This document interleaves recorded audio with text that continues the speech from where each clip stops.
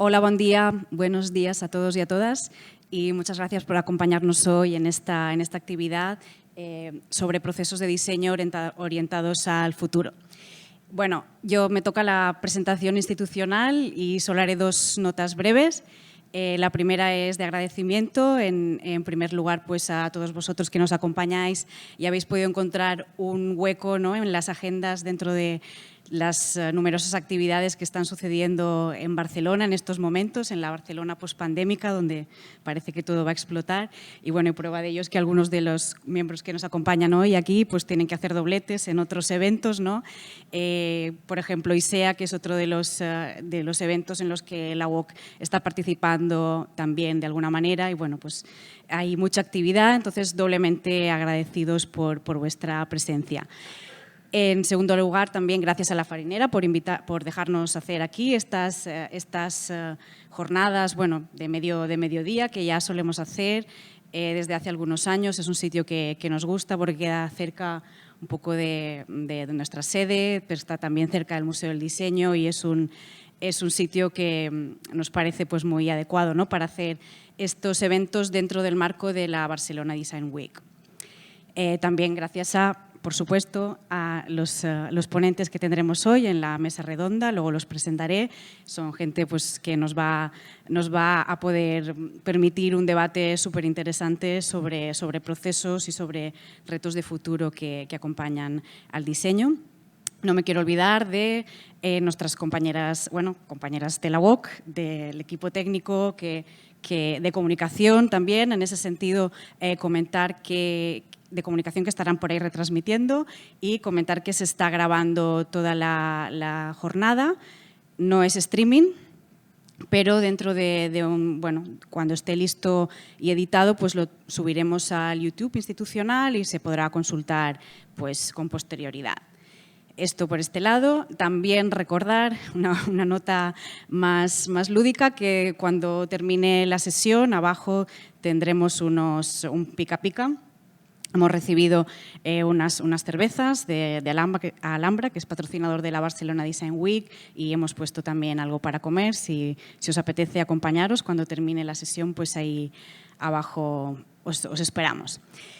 Y en segundo lugar, también explicaros por qué estamos aquí, por qué montamos de la UOC estos eventos. Para los que no conozcáis, la UOC, la Universitat Oberta de Cataluña, pues empezó a impartir formación en el ámbito del diseño hace unos 6 años. Comenzamos con el grado de Diseño y Creación Digitales, después tenemos varios másters universitarios de continuación, y como parte de nuestra actividad académica, aparte de formar, ¿no?, a los futuros diseñadores, pues también queremos contribuir al debate sobre el diseño, al crear discursos sobre el diseño y poder generar, ¿no?, esta discusión en torno a cuáles son los retos del futuro. Y esta es una parte, ¿no?, aparte de la investigación, la docencia, y esta es la divulgación, ¿no?, otra parte de nuestro trabajo, en el que se inscribe pues estas actividades de la Barcelona Design Week. Esta es la cuarta, si no recuerdo mal, que hemos realizado. La primera la hicimos en el 18 sobre Behavioral Design, en colaboración con Open Evidence.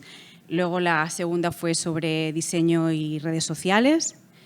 La tercera, que fue hace apenas unos meses, sobre diseño y sostenibilidad. Y esta, que estamos hoy aquí mismo, pues quiere ahondar todavía más en la cuestión de la sostenibilidad, pero además pensando en cuáles son esas formas en las que podemos abordar los retos del futuro. La sostenibilidad, sin duda, es uno de ellos, a través de la reflexión en torno a estos procesos, ¿no?, y métodos de diseño. Y bueno, pues ya está, ya por mi parte no hay nada más. Subirá ahora, doy la palabra a mi compañera, Lluc Massaguer, que os presentará otra parte de este acto. Gracias.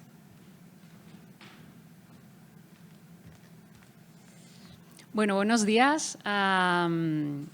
Antes que nada, sumarme al agradecimiento, a todos los agradecimientos que Gemma ha comentado. También a los que estáis y las que estáis aquí.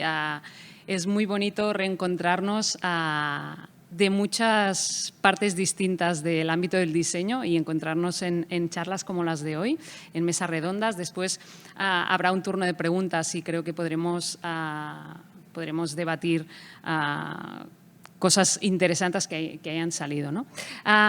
Lo que quería yo apuntar, estaré un par de minutos, es que aparte de todas estas actividades que ha comentado Gemma, también tenemos unos canales paralelos en los estudios de Ciencias de la Información y la Comunicación de la UOC, que es un podcast, entre muchas otras cosas. Tenemos un podcast que es el podcast Paréntesis, que se inauguró en febrero de 2020, justo antes de la pandemia, y que habla sobre temas relacionados sobre todo con la comunicación.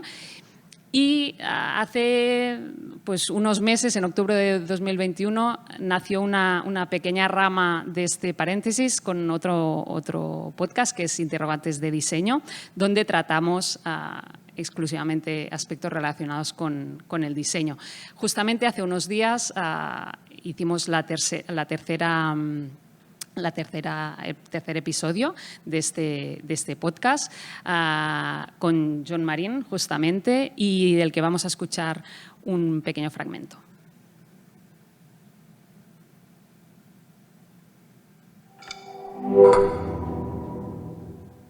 El diseño debe mejorar la situación inicial, ya sea en el proceso de producción, en el uso del producto o en la vida posterior de este. Si no, el diseño es solo maquillaje.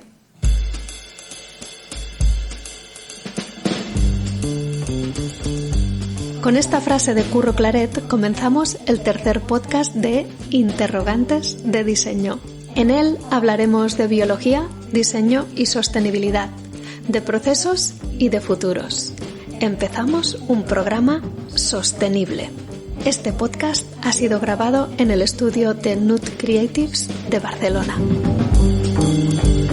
Y aquí una de las preguntas que le hacíamos a John era, por su perfil de biólogo y diseñador, ¿qué tenía la biología de diseño o si se podía comparar? Y su respuesta era la siguiente. No sé si la biología es diseño, pero sí que el método científico es similar a los procesos de diseño.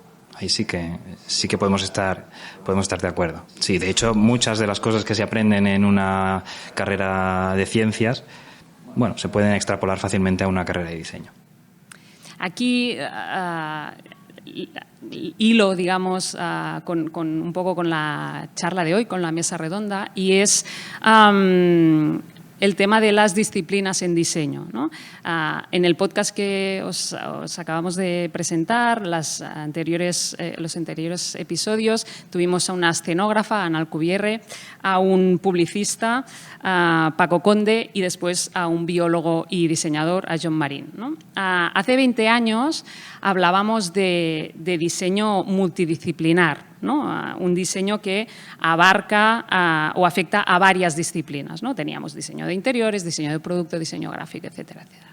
Unos años después empezamos a hablar de diseño interdisciplinario, donde estas pequeñas disciplinas o estos campos actuaban entre ellos y había una cooperación entre estas disciplinas. Ahora estamos más en un diseño transdisciplinario, ¿no? Donde se atraviesan los límites disciplinarios para crear un enfoque más holístico. Esta visión es desde la que abordamos el diseño desde la UOC y en concreto pues desde esta mesa redonda, y nos vamos a focalizar en cómo afecta esto también a cómo enfocamos el futuro, cómo vivimos el presente, cómo nos relacionamos con el diseño y con el mundo. Así que os dejo con esta mesa redonda este diálogo.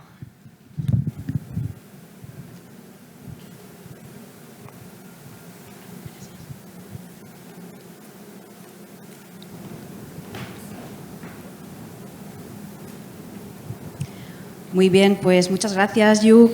Vamos a empezar ya pues directamente al meollo, ¿no? al evento principal de esta jornada, que es la mesa redonda sobre procesos de diseño orientados al futuro. Voy a presentar brevemente a los ponentes. Si os parece, os presentaré a todos seguidos y así después ya podéis pasar directamente a la presentación. Haremos una ronda de presentaciones. Ellos tendrán unos 15 minutos o así para presentar. Después haremos una parte de debate y abriremos, por supuesto, para que todos podáis participar y les podáis hacer las preguntas que os parezca. Muy bien, pues aquí a mi izquierda tenemos a Jon Marín, ya lo ha presentado Hugh, participó en este tercer episodio de Interrogantes de Diseño. Él es biólogo, diseñador de producto, realizando el doctorado en etnobotánica aplicada, con amplia experiencia en proyectos de innovación, gestión de diseño y comunicación científico-técnica. Fue cofundador de Nut Creatives, de diseño de producto, ¿verdad? Agencia estudio de diseño de producto, y ahora actualmente está en su proyecto actual, es Bri de Palla, dedicado, ¿no? también al desarrollo de productos, pero mucho más conectados, ¿no? con la naturaleza, por decirlo así. Y bueno, es trabajando en estos proyectos que pivotan entre el diseño y la sostenibilidad. En segundo lugar, tenemos a Elena Bartomeu.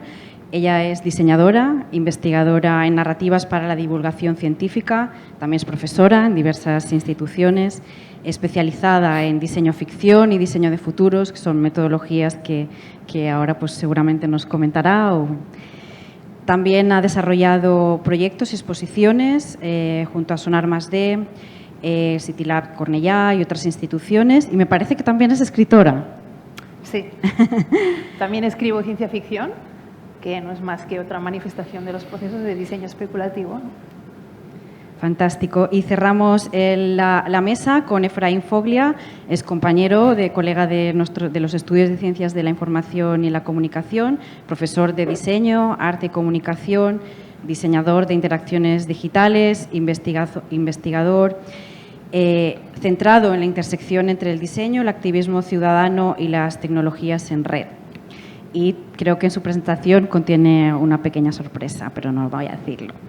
Bueno, pues sin más dilación pasamos ya a la primera presentación con Jon Marín. Muchas gracias. Bueno, buenos días. Yo también agradecer a la organización que llevamos 2 años, o al menos yo metido casi en mi habitación, o sea que os agradezco que me saquéis. Y bueno, lo que ha dicho Gemma y Hugh, ¿no? Yo llevo 15 años o más de 15 años trabajando en temas de diseño y sostenibilidad. No sé si os suena la palabra sostenibilidad, me imagino que sí, ahora es como algo que se dice muy fácil, ¿no? Pero seguramente hace 15 años pues mezclabas diseño y sostenibilidad y quizás no era tan obvio, ¿no? Entonces, bueno, yo he titulado la presentación, la pequeña presentación, ¿no? Es el diseño como héroe y como villano en el calentamiento global o en procesos de sostenibilidad. Y quería empezar citando lo que Óscar Guayabero en su último libro habla del día después, ¿no? que habla sobre el diseño y sobre lo que va a pasar en ese day after, ¿no? en ese día después. Es un concepto, si puedes pasar, que aparece no solo Óscar habla de eso, ¿no? Aparece en multitud. ¿Sí? ¿Funciona ahora? Es que antes no funcionaba. No, creo que no. Sigue sin funcionar. Pero el concepto del día después aparece en multitud de materiales culturales, ¿no? Desde novelas, de ciencia ficción o en películas, ¿no? Incluso en el mayor bestseller de la historia, ¿no? Que es la Biblia, también habla de los 4 jinetes del Apocalipsis y de lo que va a pasar después de que el ser humano acabe un poco con el planeta, ¿no? Que de eso habla ese concepto de día después, ¿no? Básicamente es eso, que se basa en una especie de neo-prehistoria, ¿no? En la que el más ingenioso sobrevive porque puede crear o compartir o intercambiar objetos, ¿no? Si puedes pasar a la siguiente. Estamos en el momento justo antes de ese día después, ¿no? Estamos justo antes del colapso y hay algunas cosas que están pasando que así lo certifican, ¿no? Y que Bueno, yo ya no sé si es demasiado tarde, pero sí que estamos en el momento en el que la balanza se puede inclinar hacia un lado en el que quizás no queramos, ¿no? Y de hecho es un problema, porque este colapso está provocado por el ser humano en los últimos 70 años de vida de un planeta que tiene ¿no? que tiene cientos de millones de años, ¿no? Entonces, que es lo que se llama el antropoceno, ¿no? Esa era en la que las acciones del ser humano pues tienen un gran peso sobre lo que está pasando en nuestro planeta, ¿no? ¿Es significativo este colapso o esta nueva era que puede venir para el planeta? Pues seguramente no, ¿no? En niveles planetarios creo que ¿no? al planeta Tierra le da un poco igual, pero sí que es importante para el ser humano, ¿no? Si puedes pasar a la siguiente. En el caso de la naturaleza, por ejemplo, una planta no necesita petróleo, no necesita níquel, no necesita cadmio para sobrevivir. Quien necesita, por ejemplo, tierras raras para su supervivencia es el ser humano, ¿no? Y es así porque así lo hemos diseñado, no porque realmente lo necesitamos, sino porque hemos diseñado objetos o un sistema basado en materiales y en sistemas de energía poco abundantes o no renovables, ¿no? Sí, en la siguiente diapositiva habla del concepto de sobrecapacidad de la Tierra, ¿no? O sea, se calcula que de la manera en cómo vivimos, pues necesitamos más de un planeta para poder subsistir, ¿no? Y de hecho ahora en junio o en julio es el día de la sobrecarga del planeta, que significa que nos hemos gastado todos los recursos que el planeta Tierra es capaz de regenerar en un año, ¿no? Por lo tanto, estamos hipotecando de alguna manera el futuro, ¿no? Y además, nuestro sistema actual de consumo tampoco contempla, no sé si esto, me parece que tengo una diapositiva después, bueno, sí, no contempla el precio de los efectos negativos sobre la sociedad, sobre el medio ambiente, ¿no? O sea, todo aquello que producimos tiene unas externalidades, ¿no? que tienen una consecuencia sobre el medio ambiente o sobre la sociedad y que no lo estamos pagando, ¿no? No lo estamos pagando monetariamente cuando compramos ese producto, ¿no? De hecho, no solo no lo estamos pagando, sino que hay algunas empresas que incluso para externalizar aún más esos problemas, pues seguramente se vayan a producir a otros países donde esa externalidad incluso sale más barata, ¿no? También influye, pues el crecimiento de la población, ¿no? Que va a querer consumir lo mismo que hemos consumido nosotros en estos 40 o 50 años, ¿no? Cuando yo he viajado a Londres por menos de 20 euros, seguramente hay alguien que está pagando por el consumo de queroseno, alguien que está pagando por la contaminación acústica y no soy yo, ¿no? Pero, por otro lado, ¿cómo le digo yo a mi hijo que no va a poder visitar por menos de 20 euros todas aquellas ciudades europeas que yo sí que he visitado, ¿no?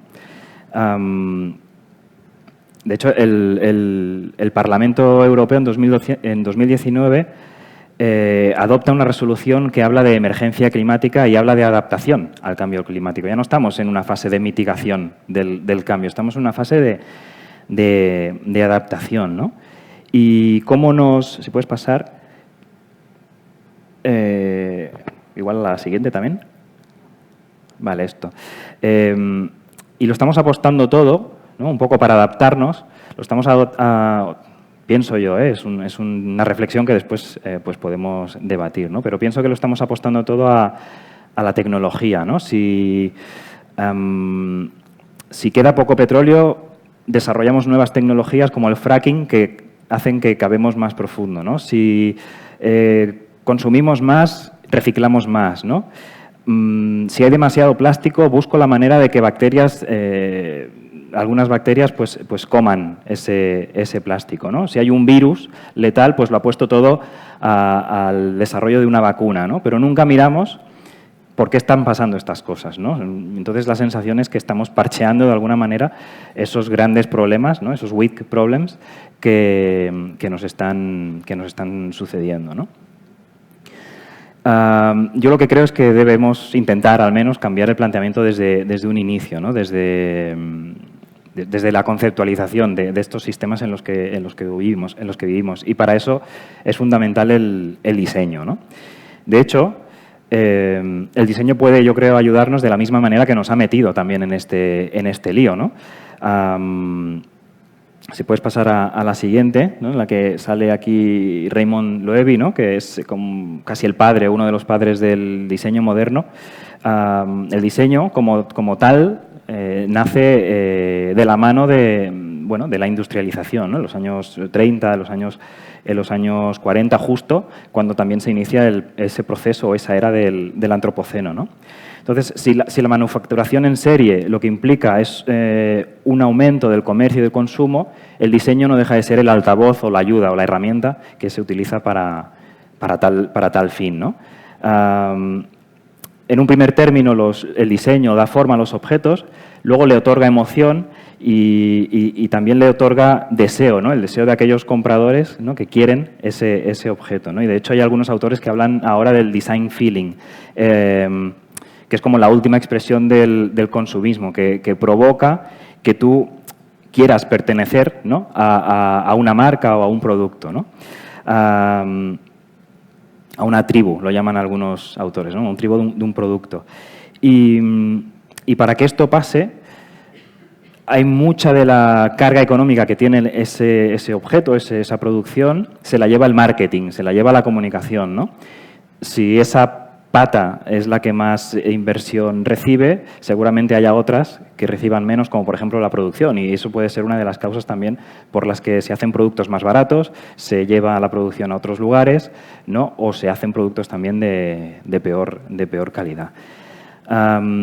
Dicen los autores del Cradle to Cradle, ¿no? de la cuna a la cuna, que la industrialización en su momento no se pensó para hacerlo mal o para generar problemas, ni mucho menos, ¿no? Pero sí que es verdad que los paradigmas cambian y que ahora vemos que sí que los han generado, ¿no? Y que sí que tenemos que de alguna manera resolverlos. Por lo tanto, que si el diseño se puso al servicio en aquel momento de la industria, yo creo que el diseño ahora es parte también de la solución. Primero, generando un relato, ¿no? que yo creo que debemos encontrar también un imaginario que se aleje de las pelis de Mel Gibson, ¿no? de ese día después, de ese mundo catastrófico. Intentar buscar la manera de encontrar eso, un imaginario colectivo que nos hable de encontrar el ser humano un encaje en el planeta, ¿no? En el planeta Tierra, ¿no? de intentar ver que no siempre tenemos por qué acabar destrozando nuestro propio hábitat, ¿no? Y que se genere también pues justicia social. Si pasas a la siguiente, en un segundo lugar y de una manera un poquito más pragmática, el diseño, o atajando todos los problemas que se nos vienen encima desde el punto de vista del diseño, desde la conceptualización, es decir, desde las primeras fases de cualquier sistema productivo, es mucho más eficaz que no buscando soluciones al final de la vida, del ciclo de vida de un producto, de un sistema, ¿no? Que es lo que normalmente hacemos. Siempre buscamos soluciones tecnológicas al final de la vida útil para ver cómo reciclamos, para ver cómo gestionamos vertederos, para ver de qué manera quemamos nuestros residuos, ¿no? Pero pocas veces nos ponemos en la primera parte del ciclo de vida, ¿no? Si pasas, tenemos que ver los productos, los servicios, los sistemas, ya no tanto como los diseñadores, ya no tanto como arqueros que lanzan una flecha, ¿no? Un producto, un sistema, un servicio al mundo y se olvidan, sino que tenemos que verlos como un boomerang, ¿no? Como algo que lanzamos, pero que sabemos, que lanzamos como productores, ¿no? que podemos llegar a ser, que lo lanzamos y que somos responsables, porque sabemos que nos va a volver de alguna manera, ¿no? De una manera directa o de una manera directa, ¿no? De esa manera, si pasas, eso es lo que habla la economía circular, ¿no? Que también es otro de esos términos que ahora está en boca de todos, ¿no? Habla la economía circular, entre otras muchas cosas, habla de dividir, ¿no? Ciclo técnico y ciclo biológico, todo aquello que que consumimos, productos de limpieza, productos de higiene, alimentos, debería estar en el ciclo biológico y, por lo tanto, debería degradarse de alguna manera de forma, ¿no?, autónoma, ¿no? Y todo aquello que utilizamos, ya sea un taladro, sea un coche, debería estar dentro del ciclo técnico, es decir, debería utilizar materias primas que después pudiéramos volver a ciclar, ¿no? Y hay un ejemplo, ahora pongo 3 o 4 ejemplos y acabo, Mad Jeans, que es una empresa del diseño textil que lo que hace es producir, vender y alquilar tejanos, ¿no? De esa manera se aseguran la propiedad de las materias primas y, como tal, producen sabiendo que esa materia prima les va a volver y por lo tanto, lo diseñan de manera que se puede reciclar y se puede reutilizar muchas veces, ¿no? Si pasas... yo creo que debemos ir también un poco más allá del carbon neutral, ¿no? De ahora también está muy de moda hablar de neutros en carbono y de contaminar menos, sino que ya no debemos pensar en contaminar menos, debemos pensar en economías regenerativas, ya no emitir cero CO2, sino emitir oxígeno, por ejemplo, ¿no? Y hay ejemplos que ya lo hacen, ¿no? Se trata de convertir los sistemas económicos en depuradores de agua, en depuradores de tierra, en filtros de aire, ¿no?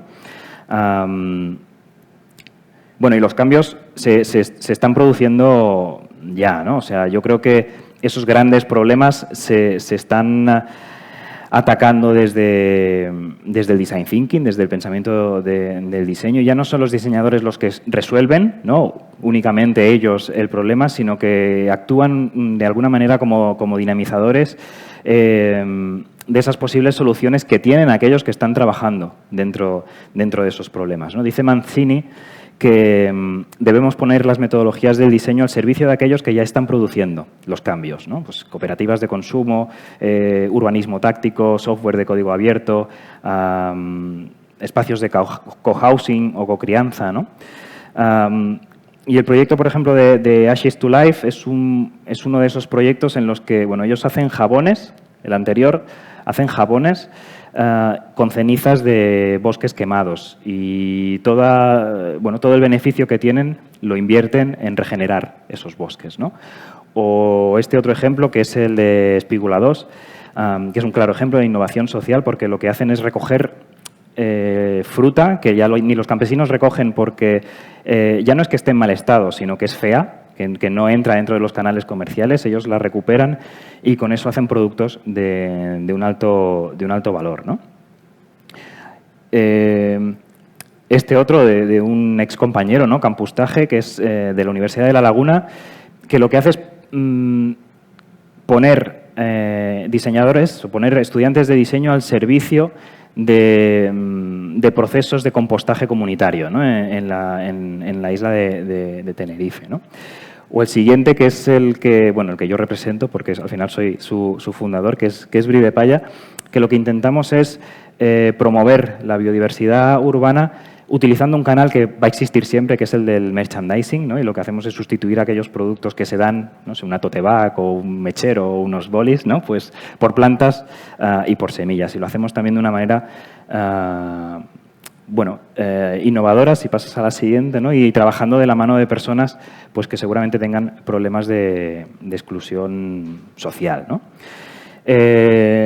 Si pasas a la siguiente, yo creo que ya acabo. Sí, la mítica frase de Galeano, pero sí que creo que de alguna manera he empezado siendo muy pesimista, ¿no?, diciendo que estamos al borde de ese día después, pero también creo, ¿no?, y es el punto más optimista, que no está todo perdido, ¿no?, que esos grandes problemas pueden ser resueltos si tenemos diseñadores que nos ayudan, ¿no?, y tenemos una visión, ¿no?, de zoom out, o sea, viendo que todos los problemas, todo lo que nos pasa está relacionado, pero también de zoom in, ¿no?, de ver realmente dónde está el problema y, intentando dar resolución de la mano también del diseño. Muchas gracias.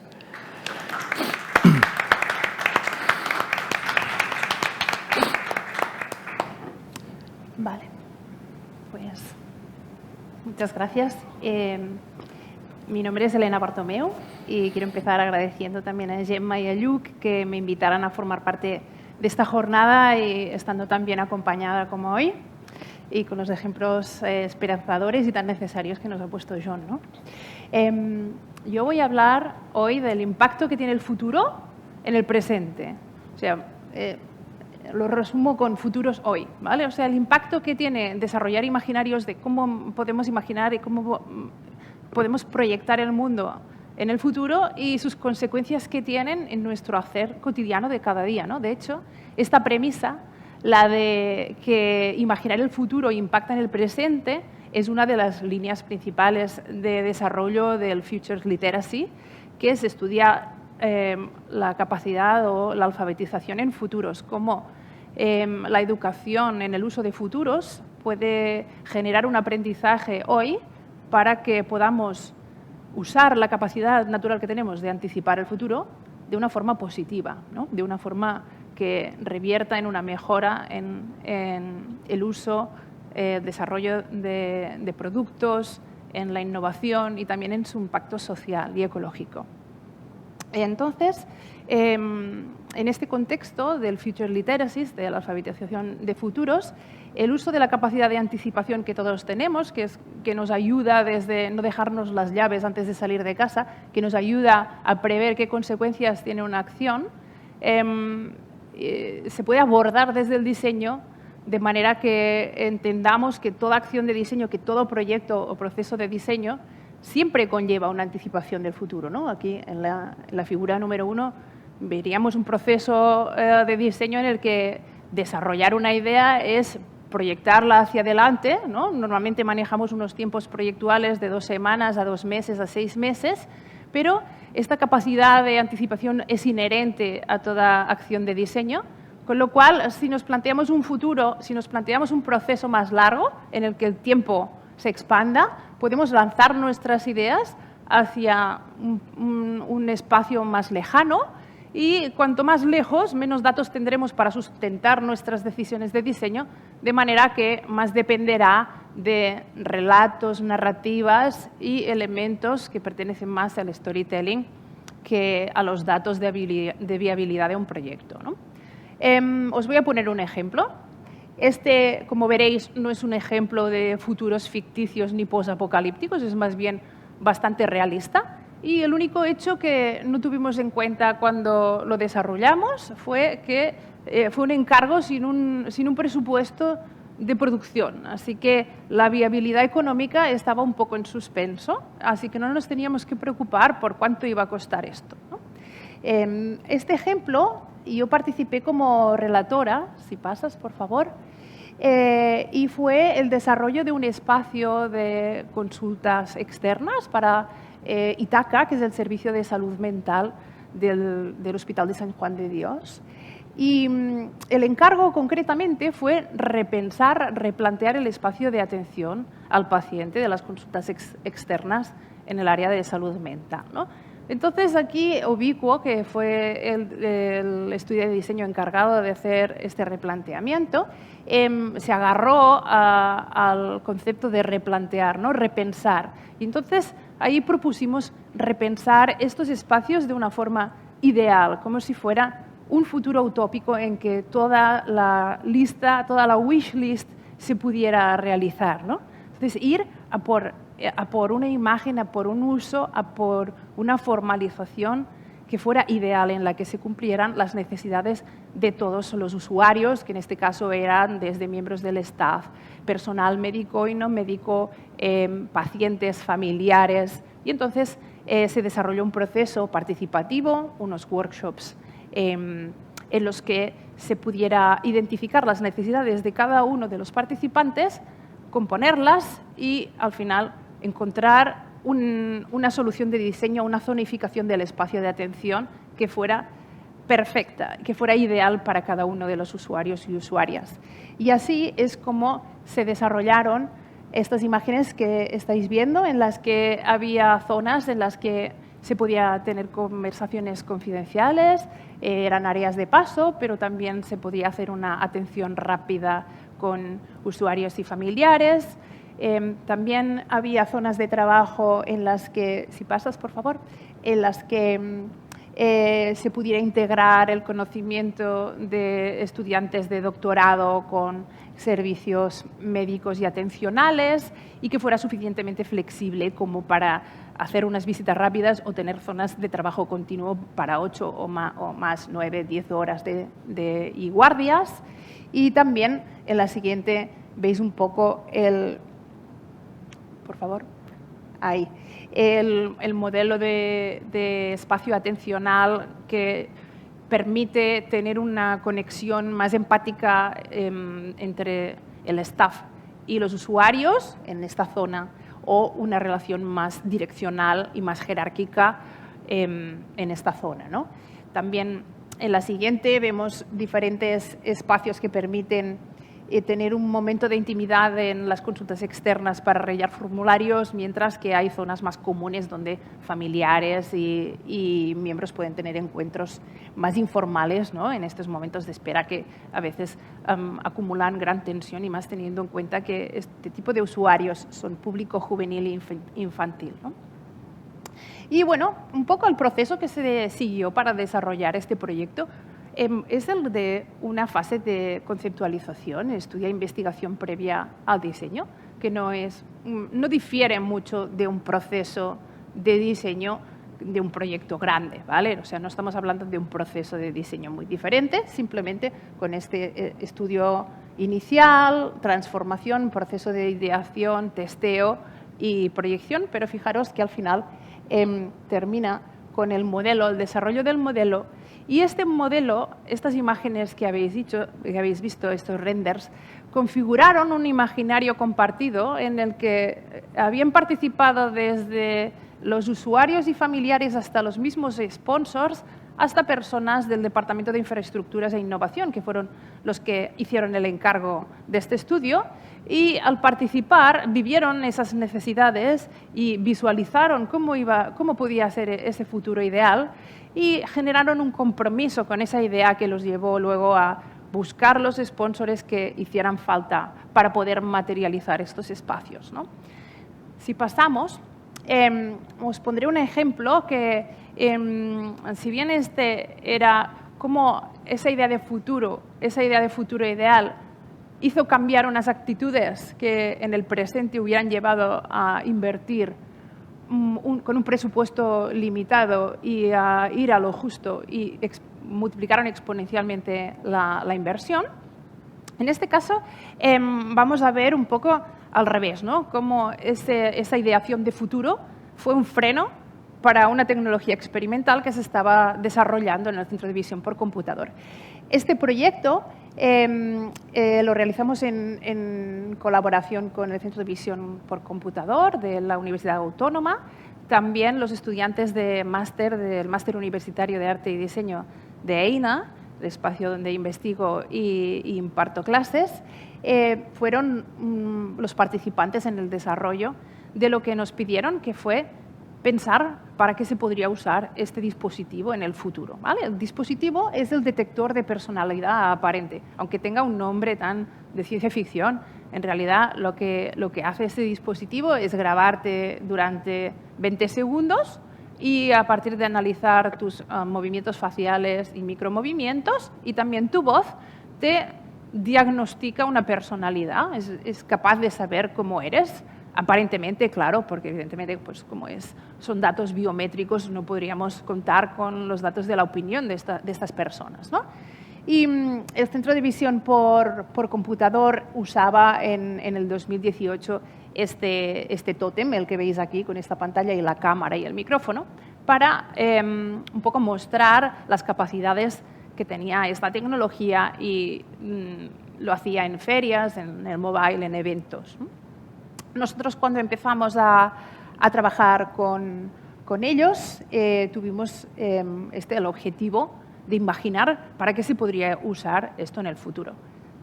En el momento en que ellos lo empezaron a usar y a hacer el outreach del proyecto, o sea, como a explicar, ellos tenían diferentes líneas de narrativas en los que mostraban sus posibilidades. Por ejemplo, era capaz de detectar emociones, ¿no? Y así lo enseñaban en el Library Living Lab. que es este equipamiento que está en la biblioteca de Vulpelleras en Sant Cugat del Vallès, donde uno puede tener un contacto muy, muy íntimo con tecnologías de inteligencia artificial, visión artificial, etc., ¿no?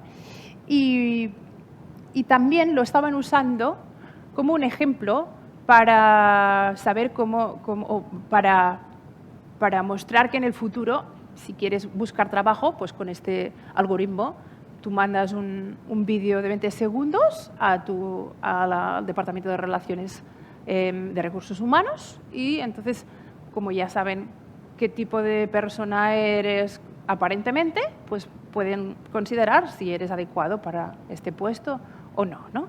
Entonces, claro, aquí nosotros empezamos a debatir sobre el uso de esta tecnología y el impacto a nivel ético y a nivel humano que podía tener y decidimos que, bueno, los estudiantes decidieron que no les interesaba mucho seguir por esta línea y que seguramente era mucho mejor conocer a las personas, ¿no?, en directo.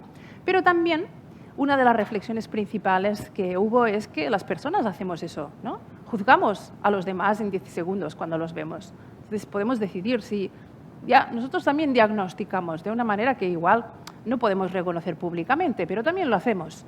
Y el debate estaba más bien girando en torno a si queremos programar máquinas que tengan esta capacidad tan humana, que es juzgar a las personas en 10 segundos, o no queremos hacerlo, ¿no? Es decir, esta capacidad que nosotros tenemos, esta capacidad humana de juzgar, ¿la vamos a proyectar? ¿La vamos a perpetuar? ¿O cuando la vemos en las máquinas nos escandaliza, pero cuando la vemos en nosotras mismas no? Y esta también fue uno de los resultados que nos dejó este proyecto y nos lo dejó hoy, ¿no? Nos dejó pensando que si el futuro iba a ser así, también sería nuestra responsabilidad por ser como somos, ¿no? Adelante. El dispositivo estaba programado de manera que la personalidad la analizaba en base a los 5 rasgos que define el modelo de personalidad de Big Five, que es un modelo de perfil psicológico que estuvo en vigor durante los años 80 y que, bueno, está fundamentado en Tubbs y Crystal en 1961 y que, aparte de decir si una persona es abierta, neurótica o amable, o sea, en cada uno de estos rasgos de perfiles, también tiene diferentes subrasgos que se pueden combinar hasta un perfil de 48, 50 perfiles de personalidad, ¿no? Y aquí, para hacerlo más digerible, porque tú te grabas 20 segundos y te da un diagnóstico y no puedes terminar de interpretar qué significa ser un 20% abierto o un 40% agradable, pues lo que hacía el dispositivo es devolverte el perfil de un personaje famoso que encajara con la personalidad que te acababan de analizar, ¿no? Y este algoritmo había sido entrenado viendo vídeos de YouTube, así que tenía todos los sesgos que tiene YouTube como base de datos. Y yo después de 2 meses de colaborar e intentar distorsionar la realidad. Después de sacar muchas veces el perfil de Angela Merkel, logré engañar a la máquina y ser Angelina Jolie, aparentemente. La siguiente, por favor. Así que una vez entrado en contacto con el dispositivo, haber hecho los tests, intentamos desarrollar un mundo en el que este dispositivo pudiera funcionar y pudiera tener éxito sin las consecuencias. Anticipar una situación controlando esas consecuencias, un poco como decía John, ese wicked problem, ¿no? Esos efectos secundarios que a veces tienen nuestras acciones y que no podemos prever en el ámbito social o en el ámbito medioambiental, puesto que a veces estamos muy fijados en el ámbito tecnológico, ¿no? Después de desarrollar el proyecto, también se quedó un resultado interesante, que fue que vimos que de todos los perfiles posibles de personalidad, después de hacer más de 1000 test, solo había 5 personas que hubieran sacado una personalidad de científico o científica, y es que, claro, los programadores eran hombres blancos, heterosexuales, ingenieros informáticos, científicos, y entonces estaban como estaban dentro del huracán y la máquina la habían programado con un sesgo en el que ellos no eran no se podían detectar, ¿no? Y también por el hecho de que no existen muchos vídeos en YouTube que exploten este perfil de personalidad. Bueno, finalmente, uno de los proyectos que más gustó en el Centro de Visión por Computación fue usar esta tecnología de análisis facial como un espejo emocional para el autodiagnóstico y el control, ¿no? Para poder analizarte con tus vídeos, con un vídeo diario en el que tú te cuentas cómo estás y luego los datos te reafirman biométricamente si te estás emmirallant, si te estás reflejando bien, si te está reflejando bien tu personalidad aparente o tu estado emocional aparente. Por favor. Y todo el sistema de elementos de prototipos diegéticos que ayudaron a la narrativa de esta idea. Como veis, si ubicamos otra vez el proyecto, la idea en el gráfico, nos queda un poco más hacia el futuro, porque de momento esta tecnología no se puede poner en estas tarjetas que planteaban el grupo de estudiantes y de hecho, seguramente no es lo más verosímil, dado que vamos con un móvil en la mano todo el tiempo y habría que mejorar este relato, pero tampoco estamos hablando de ciencia ficción ni de imaginarios muy, muy dispersos. En el último caso que os voy a relatar, os voy a explicar un poco un proyecto de innovación que hemos realizado que convocó el Barcelona Centre de Diseño, en el que convocaron un concurso para encontrar soluciones innovadoras para espacios compartidos en el futuro. Esto, bueno, no os lo voy a explicar porque tiene unas horas este libro y lo presentaremos la semana que viene. Así que la base, lo único que necesito para poder explicar y estirar del hilo, es que planteamos que los espacios colectivos, los espacios para que usaran muchas personas conjuntamente en el futuro, iban a ser espacios plataforma, iban a partir de este concepto de no lugar de James Auger, pasando por el superespacio de Jan Bogost, y van a multiplicar sus posibilidades siendo espacios en los que los usuarios ocupan, pero cuyas acciones a través de una plataforma impactan en otro sitio, no en ese espacio precisamente, ¿no?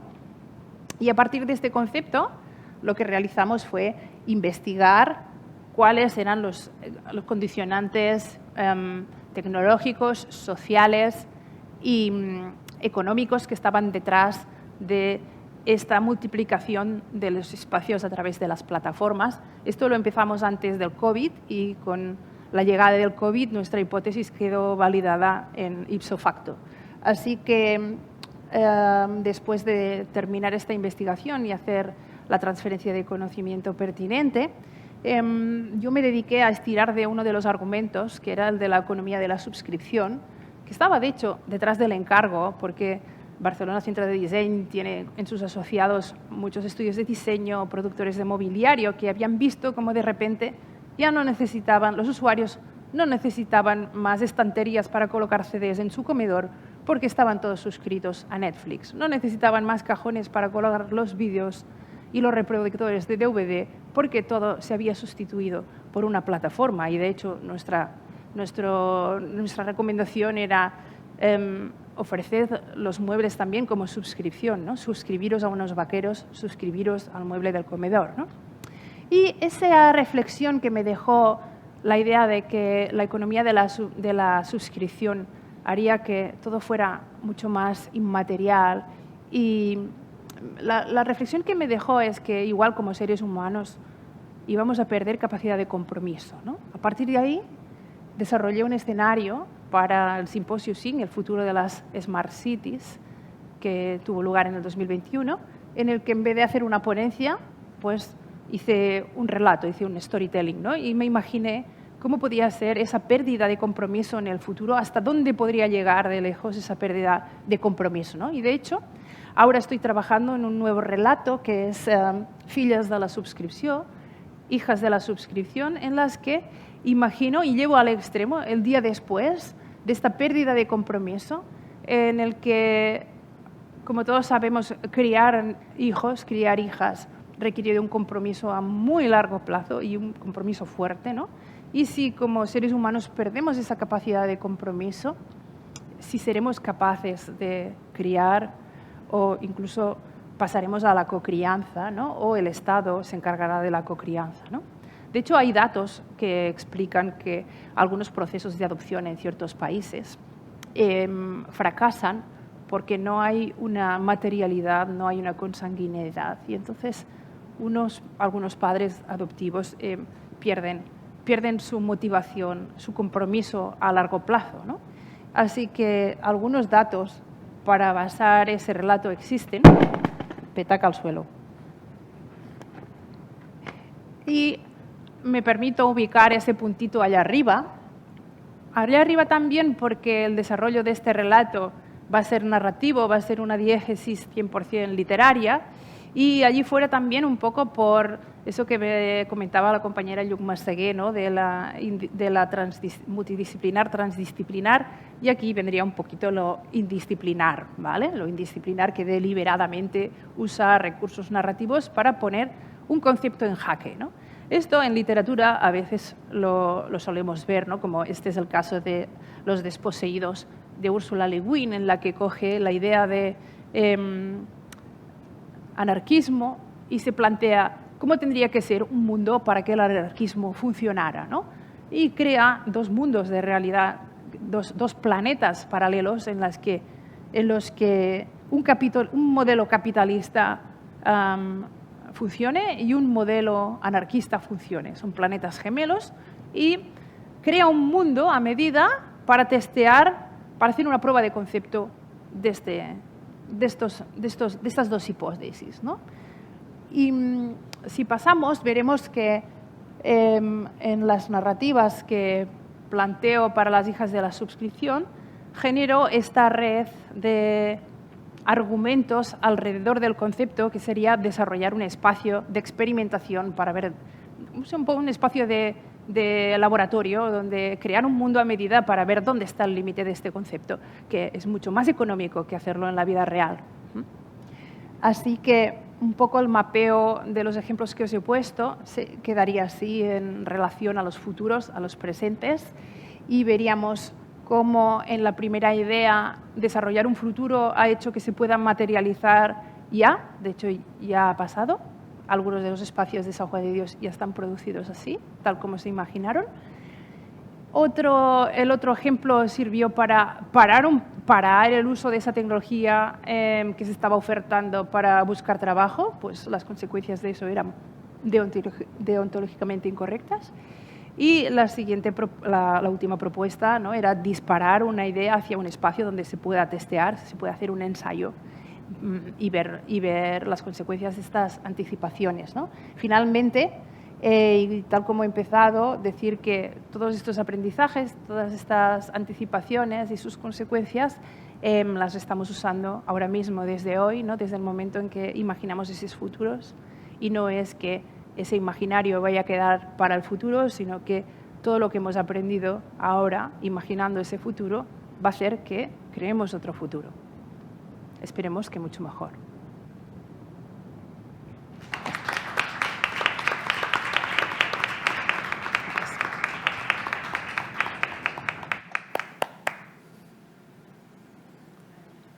Espero la presentación. Hay que indicar, ¿no? Para pasar, nos sirve el cacharrito. Bueno, primero, gracias a la gente de acá de la Farinera y a las compañeras de los estudios. Yo ahora ya escuchando a las dos intervenciones lo haré un poco más corto porque hay cosas que ya básicamente se han puesto sobre la mesa y hay otras que conectarán un poco con lo que mencionaré. Para empezar, esta es la promesa de mi charla y tiene que ver con un dibujo de los nuevos paradigmas tecnológicos en el diseño que considero que se cruzan en líneas que trabajo y que se están corporizando en la sociedad y que desde mi perspectiva van a modificar y están modificando gradualmente la práctica del diseño y la idea del diseño. Pero siempre sobre un contexto. Normalmente cuando se anuncia una tecnología, si hablamos de alguna tecnología de los años 80 y no tenemos el contexto de lo que sucedía en el mundo, pues básicamente es muy frágil esa descripción. Y en tecnología suelen ser triunfalistas los anuncios de lo que viene. Siempre todos son casos de éxito, ¿no? Y después tenemos el mundo un poco que nos ha contado John, que gran parte de esas tecnologías también son catalizadoras de una serie de desgracias. Entonces, me parece que los paradigmas sociales que están ahí son definitorios también para entender la correlación entre esas tecnologías y exactamente las fricciones que hay en el mundo contemporáneo, que también son revoluciones de alguna forma, pero revoluciones sociales, como el tema de la perspectiva de género.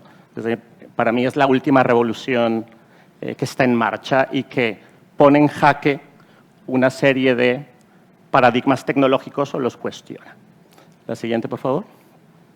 Pero antes de eso me gustaría conectar, ya vinculado el tema de diseño y sus herramientas o su desarrollo tecnológico, y proponer una posible historia pequeña del mundo del diseño que aparte he gozado mucho y que la he estado haciendo también recordando cuando empezamos a diseñar, los que empezamos ya hace algunas décadas o empezamos en este mundo. Entonces aquí tenemos algunas imágenes que si no les suenan es porque escuchan a Bajal de forma orgánica y genética. Y si les suenan es porque podríamos adivinar qué edad tiene, ¿no? La siguiente. Aquí tenemos lo que sería el InDesign, pero de los inicios. Y algo que es fundamental es poder ver la empresa que diseñaba estas tecnologías, ¿no? Aquí se llama Aldus, que a nadie le sonará en la historia de la tecnología, ¿no? La siguiente, por favor. Aquí tenemos por ejemplo, fue un programa con el que yo entregué mi proyecto de final de grado cuando estudié diseño en México. Era el primer programa donde tú vinculabas imágenes de diseño con sistemas de programación, ¿no? Se llamaba HyperCAD y que esto ha sido reemplazado por el diseño directamente de código en la consola que conocemos, ¿no? Siguiente. Aquí ya tenemos uno más familiar. Este es un pantallazo de la primera versión de Adobe Photoshop. Y este genera un cambio de paradigma incluso a nivel social y global y a nivel simbólico. De hecho, hay mucha gente, no sé, mi abuelo decía, esa imagen tiene Photoshop, ¿no? O sea, se volvió un genérico, o sea, se volvió una revolución cultural. A lo mejor él no sabía lo que era Photoshop, pero tenía claro que a lo que se estaba refiriendo esa imagen es a una manipulación de la imagen posibilitada por un ordenador, ¿no? Fue un cambio de paradigma muy, muy fuerte, ¿no? Incluso recuerdo algunos grandes premios de fotografía de la época empezaron, como lo que pasa ahora con Netflix en los festivales de Cannes, ¿no? De prohibir o no premiar películas que solamente han estado en Netflix y no en cinemas. Pues había un montón de premios de fotografía internacionales muy relevantes que estuvieron en jaque porque no sabían qué se les estaba entregando, si había una manipulación o no. Sin olvidar que muchas de las fotografías de la Segunda Guerra Mundial son fotografías manipuladas, pero a nivel de pincel, ¿no? La siguiente, por favor. Y entonces, en esta irrupción de estas tecnologías, que también generaron un gran descolocamiento en el ámbito del diseño, porque yo recuerdo muchos profesores míos y profesoras, cuando vieron esas tecnologías, básicamente nos las prohibían usar. O sea, alguien que no diseñaba dibujando o haciendo la tipografía manual, pues básicamente era como un convicto, ¿no?, del mal diseño, ¿no? No imaginaban ni querían imaginar lo que venía a continuación. Esta imagen que pongo aquí, cito aquí un documental que se llama El Imperio de los Sueños. Es un documental que salió paralelamente a las trilogías de Star Wars, que salieron en esas fechas, ¿no? La siguiente, por favor. Y aquí hay una infografía que pueden encontrar en Internet que la publicó la revista Wired, en donde habla de cómo Star Wars cambió el mundo de la imagen, del sonido, de la programación y de la industria. Y la infografía de lo que nos habla es del pre al bombazo de Star Wars, antes de los años 80, y nos explica, a partir de los episodios, todas las innovaciones tecnológicas que se fueron dando, propulsadas, catalizadas por la creación de esa película. Y una de ellas, ahí se las puse y ahí, ojo. Ok. Porque ahí lo que se ve, si estuviera bien definido el proyecto, si no hubiera una luz sobre la imagen proyectada, verían que es el nacimiento de la empresa Adobe, que es la creadora de Photoshop. ¿Sí? La siguiente, por favor. Y entonces nos encontramos con que en la primera fase del diseño de herramientas y de tecnologías para diseño, los primeros años eran un laboratorio donde venían empresas y podían diseñar herramientas, muy parecido a un estudio de diseño habitual, donde tú los pinceles, pues comprabas unos, pero otros te los fabricabas, ocupabas lápices, pero podría ser cualquiera, o tintas, y podía ser la tinta a lo mejor que venía del taller mecánico, o cualquier otra, y de repente lo que tenemos es algo de lo que casi nunca se habla en el diseño, que es un gran monopolio que lo tiene todo. Es Adobe que me está atacando. Y el sedal oscuro. Y esto es algo sumamente relevante desde el relato que quiero dar, porque entonces aquello de libertad creativa, aquellas grandes propuestas que vienen, están imperiosamente mediadas por ese diseño de herramientas, y hoy en día solo hay una gran marca de estándares de tecnología que además no son cuestionados. La siguiente imagen, por favor. Y de alguna forma, esta Adobe me pareció pertinente hacer la analogía con lo que fue la Coca-Cola, no desde el punto de vista de producto, sino que me recordaba muchos claims publicitarios que hablaban de que Coca-Cola debería de estar allá donde tú cerraras los ojos y estiraras la mano. Estaba hablando de la globalización a nivel político. O sea, que en cualquier pueblo recóndito que estuvieras, hubiera Coca-Cola y que se fuera omnipresente en ese sentido, ¿no? Lo cual sabemos que desde el punto de vista incluso empresarial global pues no es nada saludable. De hecho, gran parte del tema del cambio climático que nos narró John viene evidentemente de distribuciones externas, estamos hablando de oligopolios, etcétera, etcétera. Ahora con la guerra podemos ver todo lo relacionado al gas, al petróleo, etcétera, etcétera, ¿no? Y recuerdo inclusive un ejercicio que hizo David Carson, que fue un diseñador como héroe de estos paradigmáticos de los 90, que le encargaron que diseñara una campaña para Coca-Cola, y él lo que hizo es que nada más presentó el color rojo de campaña, sin la tipografía, sin la caligrafía. Y primero hubo un escándalo, ¿no? Porque dijeron, no, pero ¿esto qué es? Y él propuso, pongan a prueba esto y verán que la gente ya lo identifica con Coca-Cola, ¿no? Y efectivamente, al final fue la primera campaña que no tuvo la tipografía porque era ya tan potente la imagen del color y se había sentado en el mercado que ya no era necesario, ¿no? Y entonces, en todo este proceso, pues llega Internet. Llega Internet con una historia parecida a lo que narramos del programari, que era que los primeros años, en las primeras décadas, era un espacio completamente, incluso anarcolibertario, si me permiten, un espacio que se estaba creando, un espacio incluso donde había esperanza, y ha tenido un recorrido pues bastante diferente y muy parecido a lo que habíamos contado, ¿no? Pero lo cierto es que trastocó nuevamente la industria del diseño o la forma en que se diseñaba, ¿no? Y entonces empieza a haber una serie de lecturas, ¿no? De catastrofistas algunas, críticas otras, muy positivas, normalmente desde el crecimiento económico, porque allá donde hay Internet, pues entonces tú puedes deslocalizar producción, puedes diseñar a distancia, pueden ser procesos colaborativos que antes no estaban pensados, y por otro lado también empezamos a ver, ya cerca de los 90 y los 2000, una serie de cambios políticos y de la industria, y por ejemplo esta imagen que yo la agarro de una revista económica, pero podría representar a lo mejor el impacto que tuvo en los estudios de diseño en los años 2000, ¿no? Agencias de publicidad muy grandes, muchos estudios de diseño, y de repente todo se empieza a convertir pues, en ir a un café internet con un café que tiene un corazoncito de espuma dibujado ahí y todo el mundo, y un ejército de gente con su Macintosh, ¿no? Y todo esto tiene que ver porque Internet podía posibilitar esto, ¿no? Entonces, ese diseño tecnológico que en principio favorece una serie de prácticas tecnosociales, desde mi perspectiva también es sumamente relevante analizarlos desde sus impactos negativos. No solamente eso, sino que el diseño se enfrenta a una serie de contenedores, como sería Internet, donde hay nuevas especies. Por ejemplo, los bots, que es un algoritmo, es una instrucción informática para generar alguna instrucción concreta, pues no existían en la sociedad antes de que existiera Internet, es realmente donde viven. Entonces, casi estamos empezando a conocer el impacto de los algoritmos en todo aquello que diseñamos. Más si con la concepción concreta de las Smart Cities y la tecnología que se impulsa hasta grados infinitos de que todo sea sensorizado, pues ahí es donde estas figuras, los bots, pueden vivir y tienen una serie de comportamientos que a lo mejor desde el diseño no necesariamente se está preparado para poderlos asimilar, ¿no? Si fueran a otra charla similar a esta, pero de otras personas, que posiblemente las pueda ver esta semana, seguramente estarían hablando pero de las posibilidades creativas de los bots. Pero como ya hay muchas de esas, yo les voy a hablar desde otra perspectiva.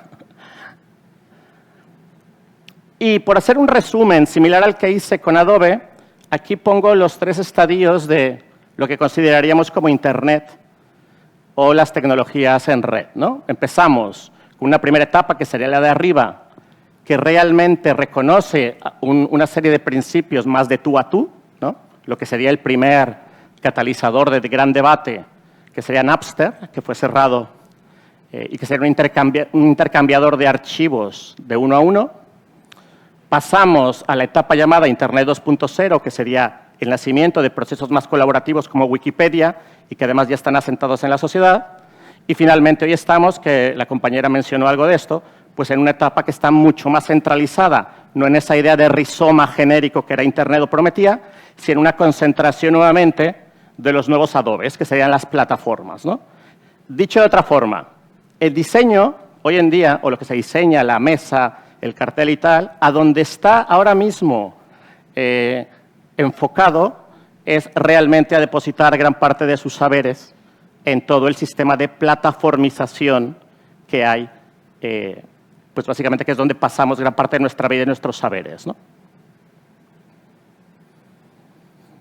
Y entonces a partir de ahí regreso al postulado, intentaba hacer una pequeña visión de cómo hemos llegado hasta aquí y me voy a centrar en estos puntos en lo que para mí es un paradigma que de futuro, donde ya se iba experimentando algunas décadas, pero va a tomar fuerza más adelante, porque además, que es el de neuroinformática, integra inteligencia artificial, integra blockchain y repercute en los nuevos paradigmas sociales. De hecho, traigo un casco aquí con el que se puede hacer esto. La siguiente imagen, por favor. Ahí estoy yo con el casco. Pero ahora se lo voy a poner a Gemma, el casco, y vamos a descubrir cuál es el password del campus de la UOC a partir de eso. No, esto se me acaba de ocurrir ahora. Nada más lo traía para explicar que son interfaces en el fondo, que son físico-digitales, y todo lo que es la parte que ustedes ven aquí no es más que cobre. Y lo único que detecta son las cargas eléctricas del cerebro. Y la otra parte sería el ordenador, que es el que tiene el diseño algorítmico para analizar y digitalizar todos esos pensamientos, llamémosle ahora. Este es un proyecto que empezamos a desarrollar hace algunos años con el Centro de Investigación Genómica de Barcelona, que es ese edificio de madera súper chulo que está ahí en la Barceloneta, con la investigadora Mara Diersen. Y básicamente lo que empezamos a hacer, ya tendrá unos 6 años, es a partir de una arquitectura similar a esta, tener las señales del cerebro validadas por científicos para poder darles una reacción sonora, audible o física para ayudar a personas con parálisis cerebral a que se pudieran comunicar. ¿Sí? La siguiente. Aquí tenemos a Mercé, que necesitábamos una serie de pacientes para analizar esto, en donde analizamos esta carga cerebral a partir de imágenes de bibliotecas científicas para llegar a entender, un poco lo que comentaba aquí la compañera, cuáles serían los estados de ánimo de esa persona y a partir de ahí, y a partir de un desarrollo informático, poder convertir eso en sonido o en un vocabulario artificial, porque son personas que no se pueden comunicar verbalmente. Y uno de los cruces que encontramos con todo esto es que la música, y esto ya se viene descubriendo desde hace tiempo, pero sin estos cacharros, antes de que existieran estos cacharros, no se le ha dado validez, que es la investigación que hay en el beneficio de la música en personas que tienen parálisis cerebral o el cerebro. Entonces lo que empezamos a hacer son cruces. Por ejemplo, esta es la Orquesta Joven de Sant Cugat, diseñamos herramientas sonoras para pacientes y para que pudieran hacer un jam en una escena, un poco como lo que harían músicos de jazz. Las personas, al escuchar esta música sinfónica y una serie de imágenes, podían complementar con instrumentos algorítmicos que habíamos generado, que podían generar música, ¿no? Y de alguna forma era como liberar también las dos partes. Esta idea de música clásica, ¿no? De una especie como de glamour y de perfección, pero en este caso no solamente tenían que hacer caso a las notas, sino también a la paciente. Por otro lado, un director que tiene que estar pensando en las diferentes vías y por otro lado, una paciente que nunca había tenido una oportunidad de poder generar este tipo de interacción a partir de la música, ¿no? Evidentemente, lo importante de esto, además de estas acciones, eran los resultados científicos para poder avanzar en esta investigación. Aquí pueden ver, aquí está Merce, que a partir de un sistema de sonificación pues generan una orquesta. Este proyecto, ¿por qué lo traigo en el tema de neuroinformática? Porque es un proyecto que se hizo hace 5 años y yo no he dejado de ver avances en este campo, pero gran parte de los avances son para neurobranding, ese viejo conocido, branding. O sea, gran parte de lo que está invirtiendo acá es para saber los gustos de la gente y para venderles unas bragas o para volverles a vender las bambas que ya tuvieron cuando tenían 18 años, ¿no? Hay una gran inversión de esto y esto está impregnando realmente gran parte de los objetivos de los objetos de diseño de futuro, ¿no? Evidentemente, esto tiene un algoritmo que tiene un fin concreto y desde la ciencia se está invirtiendo, como en estos casos, con unos resultados mucho menores por un impacto económico que lo que puede hacer la misma Coca-Cola que les puse allá, ¿no? Otra imagen de Merce. La siguiente, por favor. Y entonces, este es un escenario que desde que empezamos este proyecto he visto que se está conformando. Quiero decir que este proyecto a mí, además de darme mucho placer, me ha dado mucho miedo. O sea, poder entender la gran inversión que se está haciendo en la última frontera, que sería analizar nuestro cerebro, porque lo que se está trabajando es que este casco, que ahora mismo parece algo bastante exótico, pues se vaya reduciendo, reduciendo, reduciendo hasta llegar al mínimo, ¿no? Y lo que encuentro ahí, un poco como analogía, sería este territorio, que es la última frontera, sería el del cerebro humano, que en principio hay cifras que dicen que solamente conocemos el 10% de su potencial, hay otras que incluso lo bajan a 5%, pero aquí pongo un dato que les puede dar una idea. El cerebro humano genera 10.000 billones de cálculos por segundo, o sea, sigue siendo superior a cualquier cálculo de superordenador. Pero por otro lado, desde los años 90, y por lo que expliqué de las plataformas, se está generando un cerebro en Internet. De hecho, hay algunos autores como Barthes que le llaman el exocerebro del ser humano, que sería esa extensión en Internet. Solamente pensemos en el tema de la memoria. ¿Cuántos temas de memoria, ¿no?, los números telefónicos y una serie de cosas, hemos directamente delegado a lo que sería San Google, ¿no? El siguiente. Y entonces aquí es donde viene, desde mi perspectiva, el territorio a investigar, a trabajar o a friccionar, porque estamos hablando de que los 3 paradigmas del lado izquierdo están total y absolutamente intervenidos por Internet. O sea, se gobiernan allá en Internet. Allá es donde se están tomando las decisiones. Ah, Spotify, cómo me gusta porque conoce mis gustos. No, es que te ha leído hasta el ADN porque lo has publicado en Instagram. Y por eso Spotify ya sabe que quieres la cumbia cuando estás resacosa los domingos, ¿no? O sea, no hay allá un me conoce o algo, ¿no? La siguiente. Y aquí es donde hay una pregunta desde mi perspectiva a plantear, ¿no? Si todo eso deriva en ese framework, ¿no?, que sería Internet, que ya no creo que se tenga que considerar como una red de redes, sino como un sistema nervioso, el sistema operativo social. ¿Quién lo está diseñando? Y esta pregunta la tendríamos que hacer desde el ámbito del diseño. Claramente desde el ámbito del diseño no se está diseñando Internet. O sea, viene derivada de ingenierías, telecomunicaciones, etcétera, etcétera, y de muy pocos lugares en el mundo, ¿no? La siguiente, por favor. De hecho, esta paradoja me gusta, porque yo cuando empezaba a estudiar diseño, el que no sabía dibujar le hacían bullying, ¿no? Era como la persona que no le invitaban a las fiestas y le pegaban y tal. Y había un purismo allá, ¿no?, que costaba entender. Más si vienes, también es un tema cultural, ¿eh? Si vienes de culturas en donde todo el mundo lo tiene todo dibujado, ¿no?, es muy diferente a lugares donde hay un estándar tipográfico de limpieza, etcétera, etcétera, ¿no?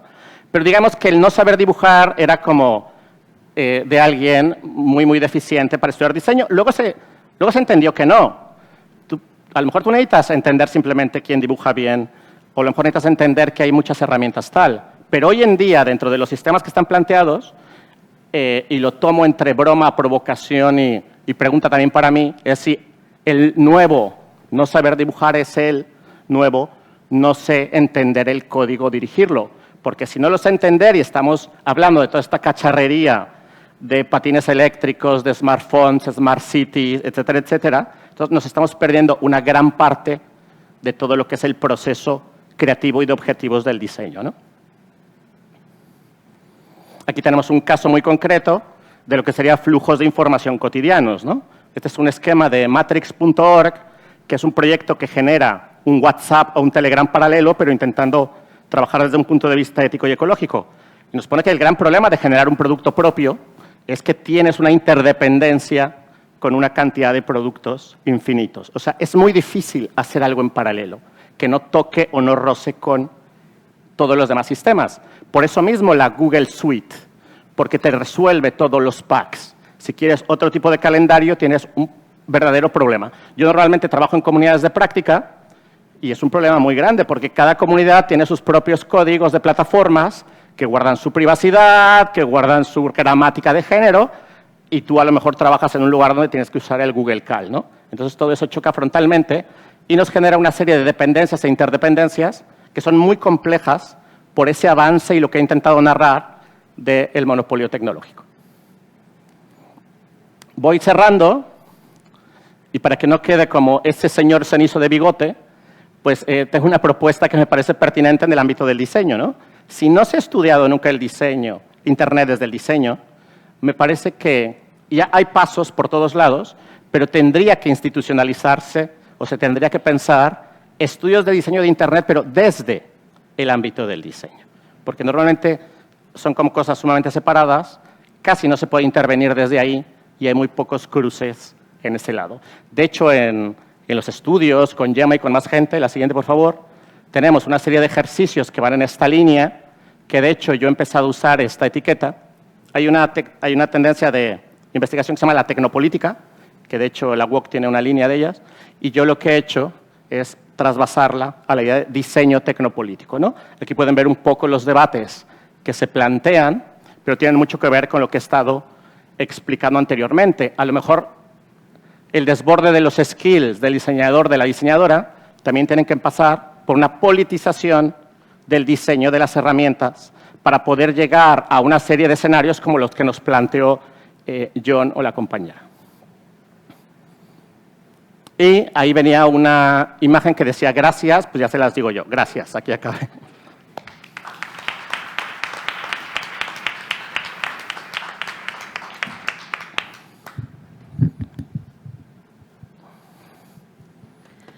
Wow. Bueno, estoy impresionada por el nivelazo de las presentaciones que habéis realizado todos y me han dejado muchas ideas en la cabeza. Muchas gracias a los tres por estas brillantes presentaciones. Me gustaría hacer como un poco de wrap-up o de recogida, ¿no? de algunas de vuestras ideas y luego si queréis me respondéis y si no, pues comentáis, hacemos una ronda y comentáis lo que os parezca entre vosotros, ¿no? Sobre las tres presentaciones han sido muy estimulantes en muchos sentidos, ¿no? Abriéndonos esta visión de lo que está sucediendo en la actualidad, de las posibilidades del diseño. Creo que han habido algunas ideas en comunes entre los tres, ¿no? Cuando John utilizaba esas imágenes, los imaginarios iniciales de la ciencia ficción, luego Elena también ha hecho referencia a cómo construir imaginarios, eso me ha parecido muy interesante, es un tema que a mí también me preocupa mucho y Efraín también ha entrado en esta línea, ¿no? En cómo esta creación de imaginarios de alguna manera también está cautiva por algunas empresas, ¿no? Por ejemplo, actualmente pensaban en el metaverso, ¿cómo se nos ha vendido el metaverso? El metaverso ya está en nuestro imaginario, no sabemos si existe, si no existe, si lo vamos a ver y en qué manera, ¿no? Pero ya lo han metido, ¿no? Entonces, esto de un lado, ¿no? Una pregunta que me venía a la cabeza es ¿quién nos puede ayudar? ¿Quién son nuestros aliados para construir estos imaginarios? Porque sin duda está claro que los medios de comunicación de alguna manera han ayudado y han impulsado a esta idea, como por ejemplo, ¿no?, la del metaverso y no a otras.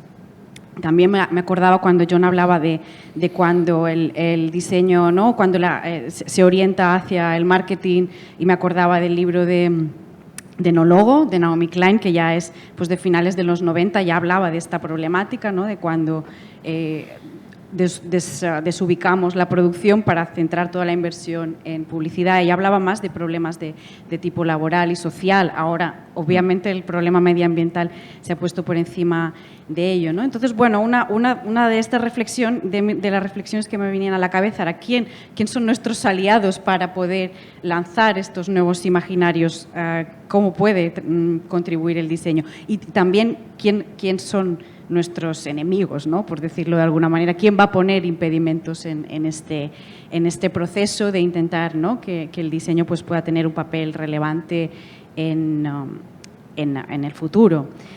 Y bueno, y ya os dejo que comentéis vosotros mismos. ¿Quién quiere empezar? Como queráis. No hay pregunta. Has dicho que ibas a preguntarnos algo. Sí, bueno, la pregunta era ¿quiénes son nuestros aliados para construir estos imaginarios, y quiénes son los que nos van a dejar a trabajar en esta línea, ¿no? ¿Qué podemos hacer? ¿Con quién podemos buscar, ¿no?, estas sinergias, la academia, no sé? Yo creo que tenemos algo en las 3 presentaciones que hemos hablado, ¿no?, nosotros, que son, o sea, ir más allá de la herramienta o del diseño como herramienta o la tecnología como caja de herramientas que tienes y creas. Hemos hablado de valores, ¿no?, y de ética, ¿no? Y tú ahora dices, ¿quiénes son nuestros enemigos? Como si estuviéramos todos en el bando bueno, ¿no? Y a lo mejor no todos estamos en el bando bueno, y a lo mejor no estamos siempre todos en el bando bueno, ¿no? Entonces yo creo que sí que desde la profesión debemos ser críticos también, ¿no? Teniendo en cuenta, yo hablo desde la sostenibilidad o pensando en eso, que muchas veces hacemos acciones que igual las hacemos pensando en eso, desde el lado bueno, ¿no? Y a lo mejor de aquí a unos años te das cuenta de que has estado trabajando desde el lado oscuro, ¿no?, que hablábamos antes, ¿no? Entonces, yo sí que creo que hay que tener muy en cuenta eso, la ética en toda profesión y mucho más en el diseño, que se trata de hacer y generar cosas nuevas, pero que muchas veces esa ética o esos valores van también cambiando a lo largo del tiempo, ¿no? Sí, yo desde luego también resaltaría como aliados y aliadas las personas, ¿no? Toda idea que se comparte y se elabora de forma conjunta consigue incorporar los puntos de vista de los participantes y desarrollar un escenario más completo, ¿no?, en el que se es más sensible a las necesidades del otro, ¿no? Entonces, este tipo de iniciativas de sensibilización pasan por la educación, así que siempre debemos contar con todos los agentes e instituciones educativas para educar en este pensamiento crítico que nos permita poner en valor cuestiones importantes o relevantes hoy, ¿no? ¿Cómo serán mañana? Vale, podemos anticiparlo, pero no podemos estar 100% seguros, ¿no? Si tuviéramos una bola de cristal, la usaríamos. De hecho, seguramente la venderíamos. Vendría de regalo en las botellas de Coca-Cola, ¿no? Y también todo este ámbito de la innovación social en el que se fomentan y se desarrollan iniciativas bottom-up son las que pienso que pueden ayudarnos también un poco a esparcir, a difundir, a educar y a llevar a cabo prácticas que sean sostenibles, que sean inclusivas. Aparte luego de los observatorios de ética de la inteligencia artificial, por ejemplo, ¿no?, que son formaciones que a medida que se desarrollan y se implementan las innovaciones tecnológicas van surgiendo, ¿no?, puesto que se observa que tienen unas consecuencias y se van desarrollando, ¿no? también un poco retomando lo que decía Efraín, de que las tecnológicas lo venden todo como el paquete completo, pero cuando sale una nueva tecnología, luego tiene que pasar por el pico de expectativas, luego tiene que caer en picado y hasta que no pasen 10 años el mercado no estará preparado para absorber o haber desarrollado el imaginario de cómo usar esa tecnología, ¿no? Así que hay siempre un impasse de unos años en el que si somos rápidas, igual podemos aminorar los impactos negativos. Bueno, yo recuerdo una cita de un libro de 1930 de Walter Benjamin, el autor como productor, que citaba a Tetriakov, que era un poeta intelectual ruso, y que Tetriakov siempre decía, para generar una revolución, mientras convenzas a la burguesía, la revolución va a ser menos sangrienta, ¿no? Esa frase me gusta mucho porque creo que rompe esta dicotomía de quién es el enemigo, quiénes son los buenos, quiénes son los malos. Si necesita haber cambios, tienen que ser a todos los estratos. A mí, por ejemplo, una de las cosas que me preocupa ahora es que para mí la gran parte de la izquierda internacionalista, todo lo que tiene que ver con tecnologías de sofisticación lo ha abandonado. No tiene un proceso revolucionario en relación a Internet. Todo se lo ha comido el neoconservadurismo. Incluso la revolución social actual a nivel general la está levantando la ultraderecha. Estamos en los años 40 de Europa. O sea, Madrid lo gobierna gente nazi directamente, ¿no? O sea, una parte de Madrid, ¿no? Entonces, yo no creo que el relato de la dicotomía de quién está bien y quién está mal sea un relato que se sostiene, porque si estamos con los buenos, en principio, que sería el buen rollismo, ¿no? Paternalismo de ayuda social, pues no están interesados en hablar de inteligencia artificial.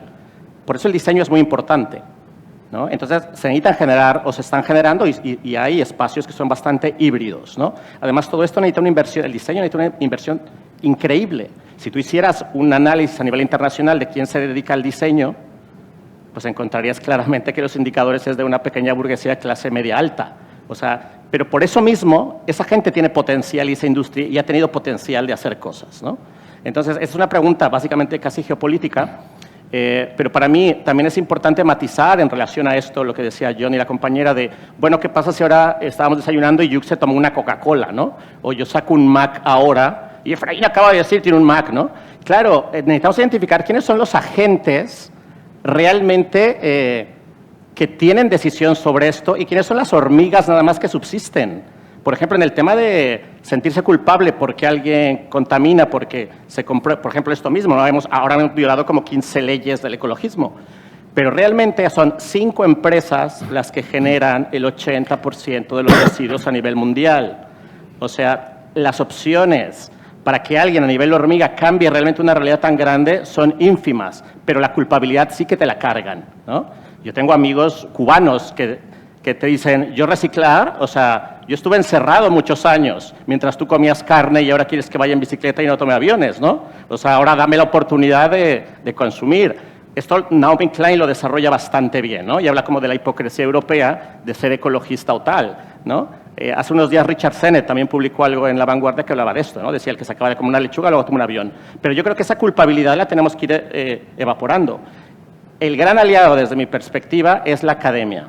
O sea, la investigación unida con las comunidades de práctica que ya existen, ¿no? Para mí eso es como fundamental, y también quitar el yugo ese, ¿no?, de culpabilidad eterna, sino realmente de identificar cuáles son los agentes, por ejemplo, gentrificadores, son 5, ¿no? ¿Cuáles son los agentes contaminantes? Yo he puesto 2 grandes agentes en el ámbito del diseño, ¿no? Adobe y el otro. ¿Cuáles son las propuestas paralelas de eso? Hay muy pocas porque necesitan una gran inversión. Entonces yo creo que tenemos que empezar a leer todo esto desde una complejidad mayor a esta dicotomía de buenos y malos, ¿no? Muy bien, muchas gracias.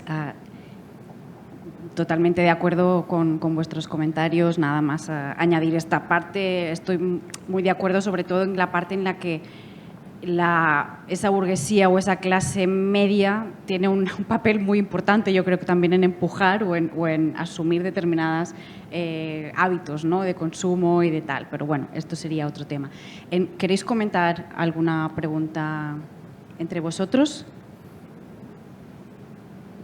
Si no pasamos no, pasamos al y luego ya público. supongo que saldrá algo, sí.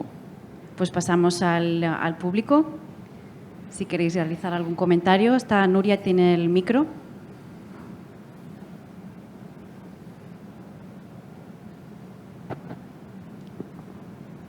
No puede ser que no haya preguntas. No veo por aquí, la luz me da en la cara. Pues si no hay, pues seguimos un poco, ¿no?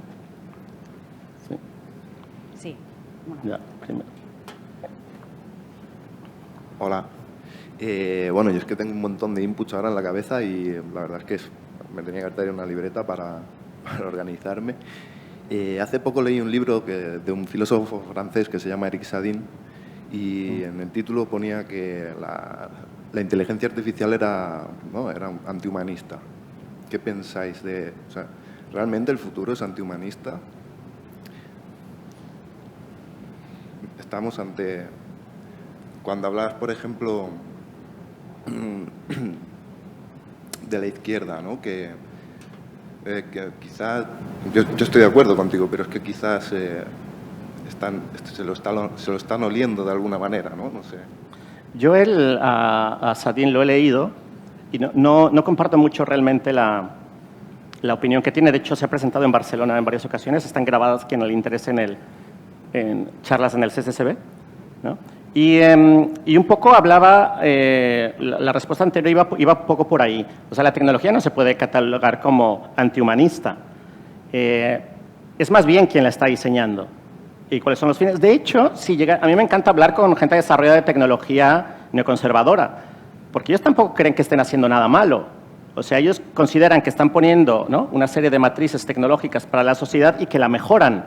Si tú entras a la página de Smart Cities Barcelona, todo lo que verás allá es que básicamente es una narrativa de que vivimos en una sociedad mucho mejor por la tecnología. Entonces, yo no creo que la tecnología por defecto sea antihumanista. A partir de estos ensayos, no sé si exactamente a partir de ahí, pero bajo esta tendencia de ensayos, el gobierno socialista de Barcelona ha desarrollado una etiqueta que se llama tecnología humanista. Entonces, siempre estamos con estos juegos, ¿no? Y por eso mismo la academia y circuitos críticos, o sea, tienen esa labor de desarticular estos ensayos y poder desarrollarlos mejor. Porque gran parte de lo que hemos hablado aquí y lo que se viene dando a nivel tecnológico es que como hay un desconocimiento tan grande, te pongo el ejemplo de las criptomonedas. Está vinculado a uno de los puntos que puse, que es el blockchain, ¿no? Ahora mismo solamente existe una realidad binaria. O la gente lo odia o la gente lo ama. Hicimos con el programa Carne Cruda de radio, hice yo 2 especiales. En uno estábamos muy a favor y en otro muy en contra, y pillamos por los 2 lados.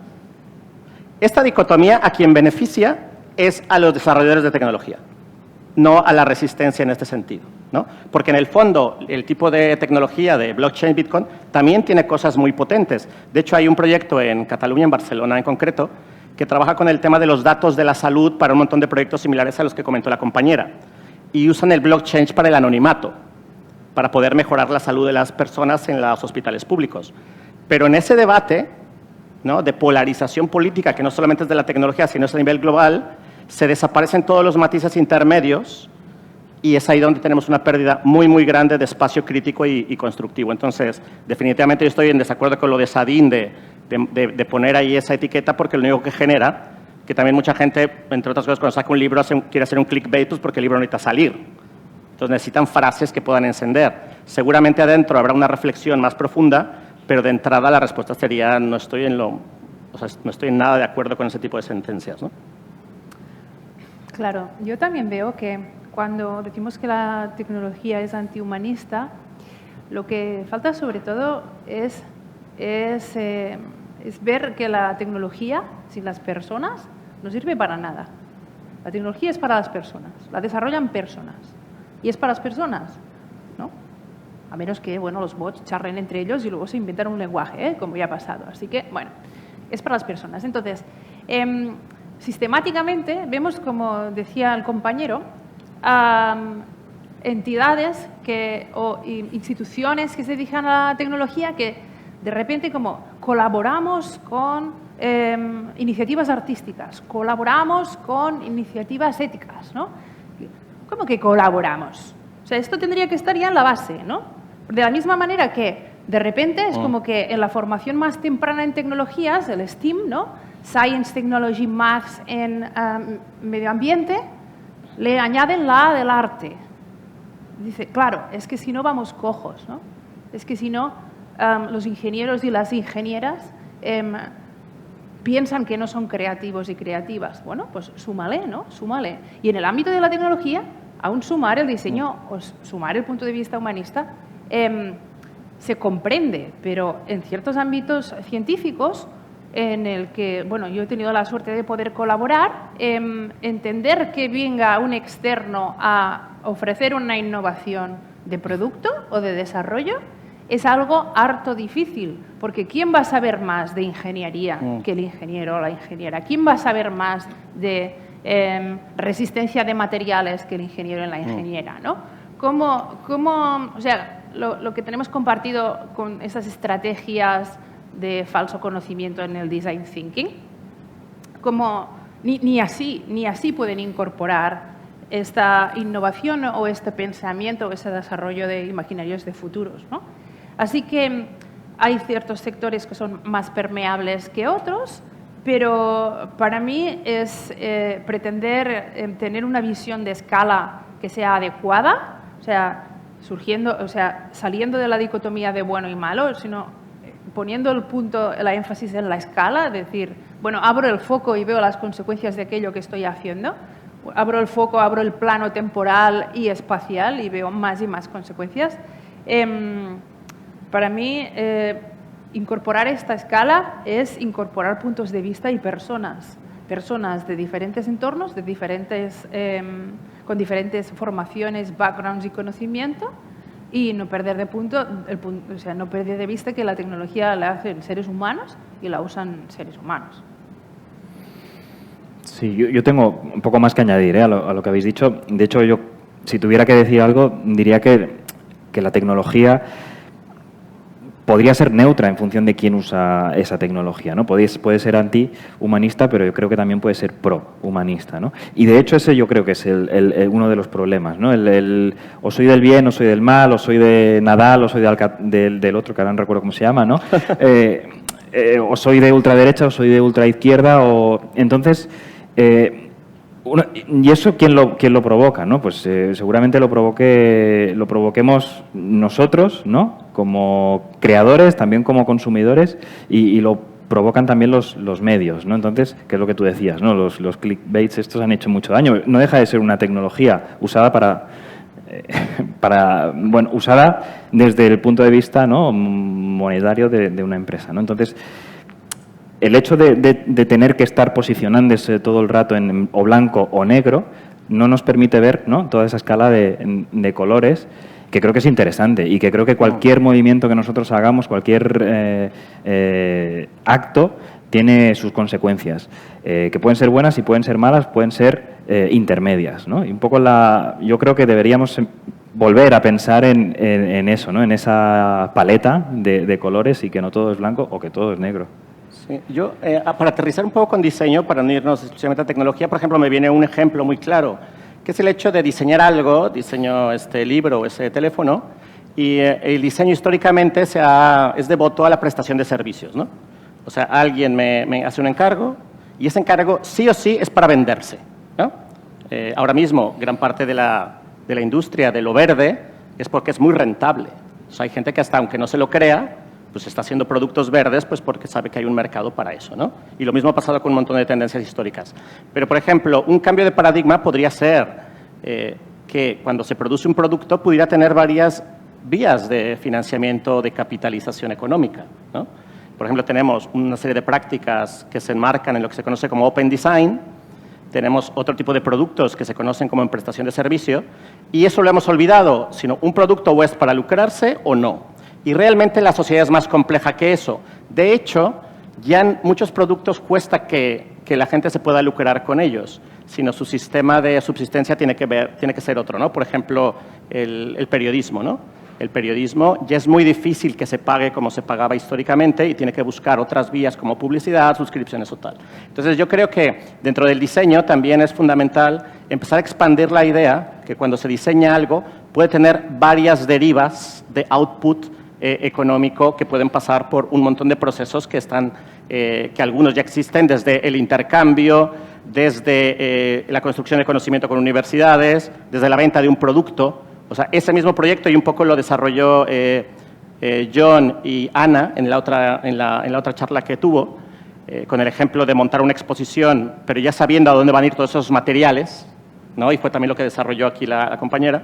Son procesos contemporáneos que necesitamos impulsar. Y anteriormente lo único que hacías era montaba la exposición, compraba madera y hasta ahí se acababa tu encargo y tú te pirabas, ¿no? Y todavía hay una economía a partir de eso, ¿no? Entonces, sin alejarlos de la economía, pero quiero que se puede empezar a abrir el espectro de las posibilidades que tiene romper esa idea de exclusivamente prestación de servicios para vender algo, ¿no?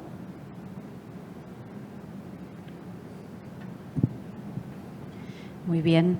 ¿Tenéis alguna idea más o comentario que queráis compartir desde ahí?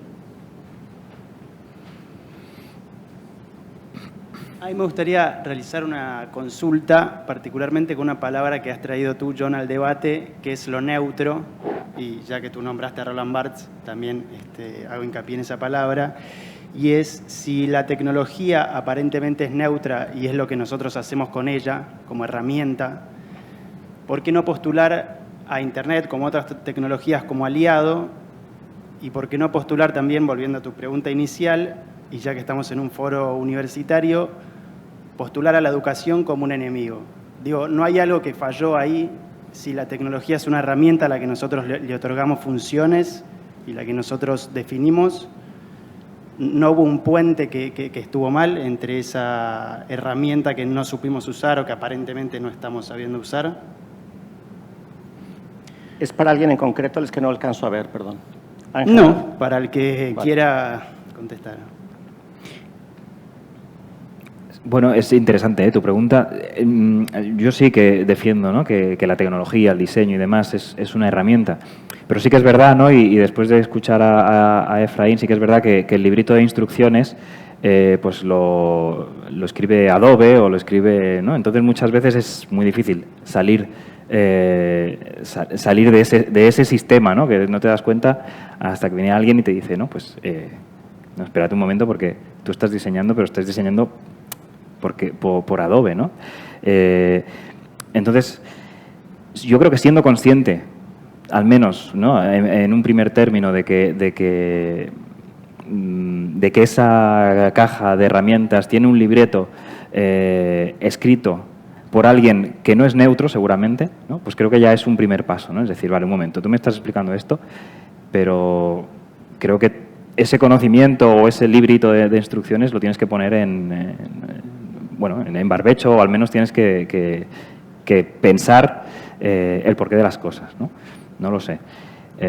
Yo tengo una pequeña anécdota con lo de Adobe, pero nosotros una vez tuvimos a una persona en prácticas que venía de una escuela de Portugal para estar 3 meses con nosotros, y nos engañó totalmente, ¿no? Porque vino y le dijimos, bueno, pues el Photoshop lo sabes usar. No sé usar Photoshop, ni InDesign, ni Illustrator. Entonces, ¿qué haces en un estudio de diseño? ¿Qué tareas le podemos dar, ¿no? Y fue un estrés, ¿no? Porque, ostras, viene un diseñador de una universidad y no sabe usar el paquete Adobe. Sin embargo, era buenísimo dibujando. Hacía unas maquetas que lo flipabas, ¿no? O sea, tenía mucho conocimiento sobre madera. Entonces, es cuando te das cuenta, ¿no?, de que muchas veces estás como, ¿no?, que tenemos algo que nos tapa los ojos, ¿no?, y que diseñamos como eso, como te explican, ¿no?, como te enseñan, pero que quedan un montón de cosas fuera, ¿no? Y creo que siendo consciente de todas esas cosas que quedan fuera, al menos es el primer paso. No lo sé. Elena. Si queréis, añado un poco para completar esta reflexión sobre el monopolio Adobe, un poco también a nivel de experiencia, ¿no?, dentro de lo que es nuestra docencia. Por supuesto, tenemos parte de responsabilidad de promover este uso, y diré que es tremendamente difícil escapar de este monopolio, ya no tanto desde nuestra propia voluntad, ¿no?, de impulsar otro tipo de software, que también lo hemos intentado, por parte de la presión de los mismos estudiantes que quieren estas herramientas, y es como decía John, si no sé hacer servir o utilizar el Adobe, no sabré hacer nada, ¿no? Y lo consideran como parte del conocimiento capital en el mundo del diseño, y es un mito que tenemos que romper constantemente, ¿no? Y aquí pues tenemos una gran tarea en hacer esta visión crítica sobre intentar abrir el abanico de posibilidades de herramientas más allá, ¿no? Hay vida más allá del Adobe. La pregunta me parece tremenda, ¿no? O sea, es como sustancial porque has metido el elemento de la educación, ¿no? Claro, más allá de lo que repetía, buenos o malos, es que necesitamos como una antropología de cómo llegamos hasta acá, ¿no? No para meter a la gente a la cárcel, sino para identificar cuál ha sido el recorrido. Y hay una serie de avances que se generan a partir de eso. Por ejemplo, yo trabajo en comunidades de desarrollo de software libre y un poco el problema viene en lo que comenta Gemma. ¿Qué pasa si alguien que tiene toda la legitimidad de estudiar en un lugar y ir a un estudio de diseño, pues tú le prohíbes usar Adobe, que lo estás dejando sin herramientas? Para mí lo importante, y creo que dentro de estas comunidades cada vez más gradualmente, es generar un espacio crítico ahí, y voy a ocupar la palabra hackeo, sobre una serie de prácticas que se pueden ir modificando. De hecho, el Adobe, por ejemplo, si hablo del Illustrator, tiene una forma de guardar el archivo, estoy hablando de algo muy mecánico, pero que es algo político, que se llama formato SVG, que fue por la lucha de estos debates, entonces ya te permite tener un formato vectorizado, pero en formato open source. O sea, ya podría alguien que estudie en la UOC usando Illustrator y tiene esta necesidad política, ya podría convivir con una serie de comunidades que trabajan sobre software, que lo pueden leer, que es transparente, que es comunitario y tal, pero conviviendo con su realidad universitaria. Y tenemos el ejemplo de las tesis doctorales y muchos otros, ¿no? Que ya se pueden leer por Creative Commons. Hace tiempo una tesis doctoral se quedaba en una biblioteca. 2 años antes de que yo me doctorara, y hace muchos años, se empezó a licenciar porque es lo más lógico que ese conocimiento se abra. Entonces, gradualmente, es verdad que se ha ido modificando esto, y a lo mejor la idea o la guerra para mí no es cómo acabas con eso, que eso es imposible, sino cómo realmente puedes politizar ese espacio y lo puedes intelectualizar, porque ya hay un montón de trabajo por fuera que lo va generando, ¿no? Sí, en el área del diseño, pues sucede como en cualquier otra área educativa, ¿no? O sea, hace 10 años difícilmente encontrabas formación en cooperativismo económico en la Facultad de Económicas. Sin embargo, ahora ya hay temas incorporados que van junto al evolucionar de la sensibilidad social y de los cambios de paradigma, y estos temas ya se tocan dentro de las asignaturas del grado en económicas, ¿no? En diseño también, hablo en EINA, también tenemos asignaturas de código abierto que se empezaron a plantear hace 5 años y que ahora ya son una realidad, pero hace 10 años ni siquiera se pensaba en ella, ¿no? Veníamos de una expulsión, habíamos sido expulsados de usar ciertas plataformas con sistemas operativos alternativos a Mac, y bueno, nos ha costado recuperarnos, y ahora que nos hemos recuperado y tenemos un entramado más o menos entre personas, entre formadores y recursos didácticos, podemos empaquetarlo y ofrecerlo, ¿no? Pero sí aquí el papel de la academia, juntamente con las otras instituciones educativas, cuesta llevarlo un paso por delante, porque a veces son las iniciativas sociales las que dan el avance, y entonces tienes que estar a ojo avizor para recuperarte como profesional, recuperarte como académico y anticiparte a las necesidades educativas que tienen los estudiantes y las estudiantes. Eso yo creo que, perdón, que te interrumpa, pero sí que creo que la academia, ¿no? Tú decías, ¿quién puede ser nuestro aliado? La academia. Sí que yo también estoy de acuerdo contigo, siempre y cuando la academia no pase también por ese filtro de comercialización, ¿no? Por el que está pasando, ¿no? Obviamente pasa siempre por ahí. Claro, pero de ahí que hay que recuperar, ¿qué respeto, ¿no? ¿Qué consideración puede tener, por ejemplo, una cátedra de sostenibilidad patrocinada por Repsol, que existe, ¿no? Entonces, si al final todo esto, toda la academia también puede empezar a pasar o está empezando a pasar por ese filtro de la comercialización, en este caso, del servicio que ofrece, ¿no? Entonces, bueno, yo creo que hay que ir también con pies de plomo en ese sentido, ¿no? Yo aquí, que aparte es un debate que me parece fascinante, o sea, hemos ido construyendo una respuesta por lo menos la gente que pensamos más o menos igual en esto. Y así, claro, no hay una institución que no tenga unos intereses económicos, políticos, de marcaje, de clase, etcétera, etcétera, ¿no? Y esta idea de que porque uno trabaja en algún lugar es casi porque es para sobrevivir, ¿no? Pero cuando me refiero a academia, en el fondo lo que me estoy refiriendo son a los agentes que están adentro de la academia, que son los que inclusive a veces con financiamiento de Repsol son capaces de poder transgredir aquello, ¿no? Esto evidentemente que es muy difícil, pero las grandes inversiones normalmente vienen del lugar de eso. De hecho, lo que tú dices es la caricatura de ir a un congreso de Estados Unidos, ¿no? Que estás hablando de un congreso antiarmas y lo está financiando casi una empresa que las genera, ¿no? Entonces, esta paradoja me parece que es muy difícil salir de ella, pero me parece que el valor de las instituciones de vocación pública, ¿no?, está más en esas personas que están adentro que pueden generar una serie de cambios, porque lo otro está claro. Los grandes acuerdos comerciales entre academia y tal pues se vienen dando desde los años 90 y las academias pues, necesitan clientes, necesitan alumnos, necesitan una serie de dispositivos que vienen directamente por un financiamiento muy concreto, ¿no? Y yo creo fervientemente, según la institución, más bien en la revisión de la gente que está haciendo cosas allá adentro, ¿no? Sí, pero es difícil transgredir, ¿no? O sea, mucho. Desde el momento en el que hago algo tan necesario para toda la humanidad como puede ser una vacuna en contra de la COVID, está financiada por una serie de industrias que después se lucran de esta manera tan bestia, ¿no? Pues como te planteas, no, es que la investigación científica al final está subvencionada por una serie de empresas o de personas que tienen unos intereses totalmente políticos o partidistas y que te hacen variar tus conclusiones o tus resultados en función de quién te está subvencionando. Entonces, por eso es complejo, ¿no? Incluso desde la academia. Es complejísimo. De hecho, gran parte de los fondos, ¿no?, que vienen ahora Next Generation europeos, muchos están destinados a propulsar pues, las energías con baterías de litio, ¿no?, como algo bueno. ¿Y a quién no va a querer ese dinero, no? Porque el dinero se necesita, ¿no? No es así de complejo, ¿no? Aquí yo creo que también ella menciona lo que me parece fundamental, además de esto, que son los ecosistemas locales. O sea, el no pensar la modificación, de tener perspectiva de todo el mundo, ¿no?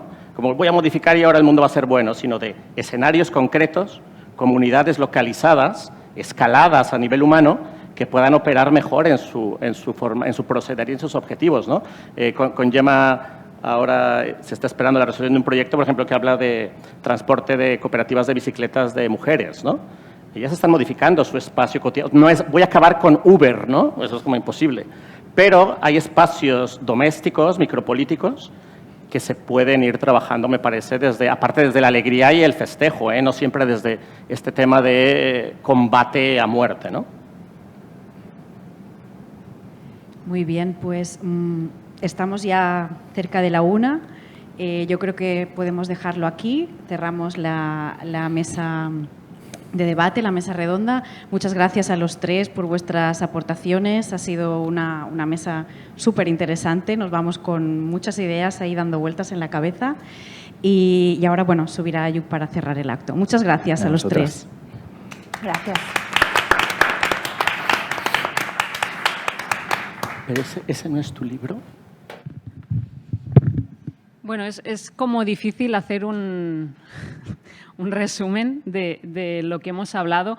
Yo me recojo un comentario que ha hecho Elena antes, ¿no?, que todo proceso de diseño siempre conlleva un proceso de anticipación. Yo voy a anticiparme a mi futuro inmediato ahora mismo, que será seguramente hacer algunos tweets de todo lo que he apuntado. Y os lo comparto antes, estos tweets, que sería, por ejemplo, el diseño puede ayudarnos a salir del lío en el que nos ha metido, o en tecnología los anuncios siempre son triunfalistas, o el cerebro humano sigue siendo superior a cualquier cálculo del ordenador, o a lo mejor no estamos todos en el lado bueno, ¿no?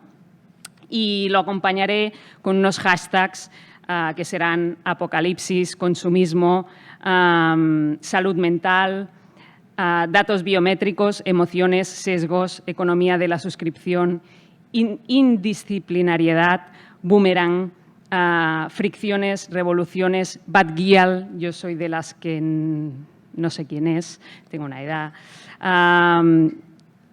catastrofismo, café con corazón de espuma, bots, vocabulario artificial, neuroinformática, neurobranding, diseño tecnopolítico y, en definitiva, diseño, futuro e innovación, ¿no? y avanzar. Así que muchas gracias a Joan Marín, a Elena Bartomeu y a Efraín Foglia, a Gemma San Cornelio, a toda la gente que ha hecho posible este evento, a todos los que estáis aquí, a todos los que nos estáis viendo dentro de unos días, dentro de un futuro inmediato, que será esta grabación. Ahora, si queréis seguir el debate, abajo, como comentaba Gemma, tenemos algunas cervezas cortesía de la Barcelona Design Week. Y muchas gracias y nos vemos, esperamos, dentro de un año. Gracias.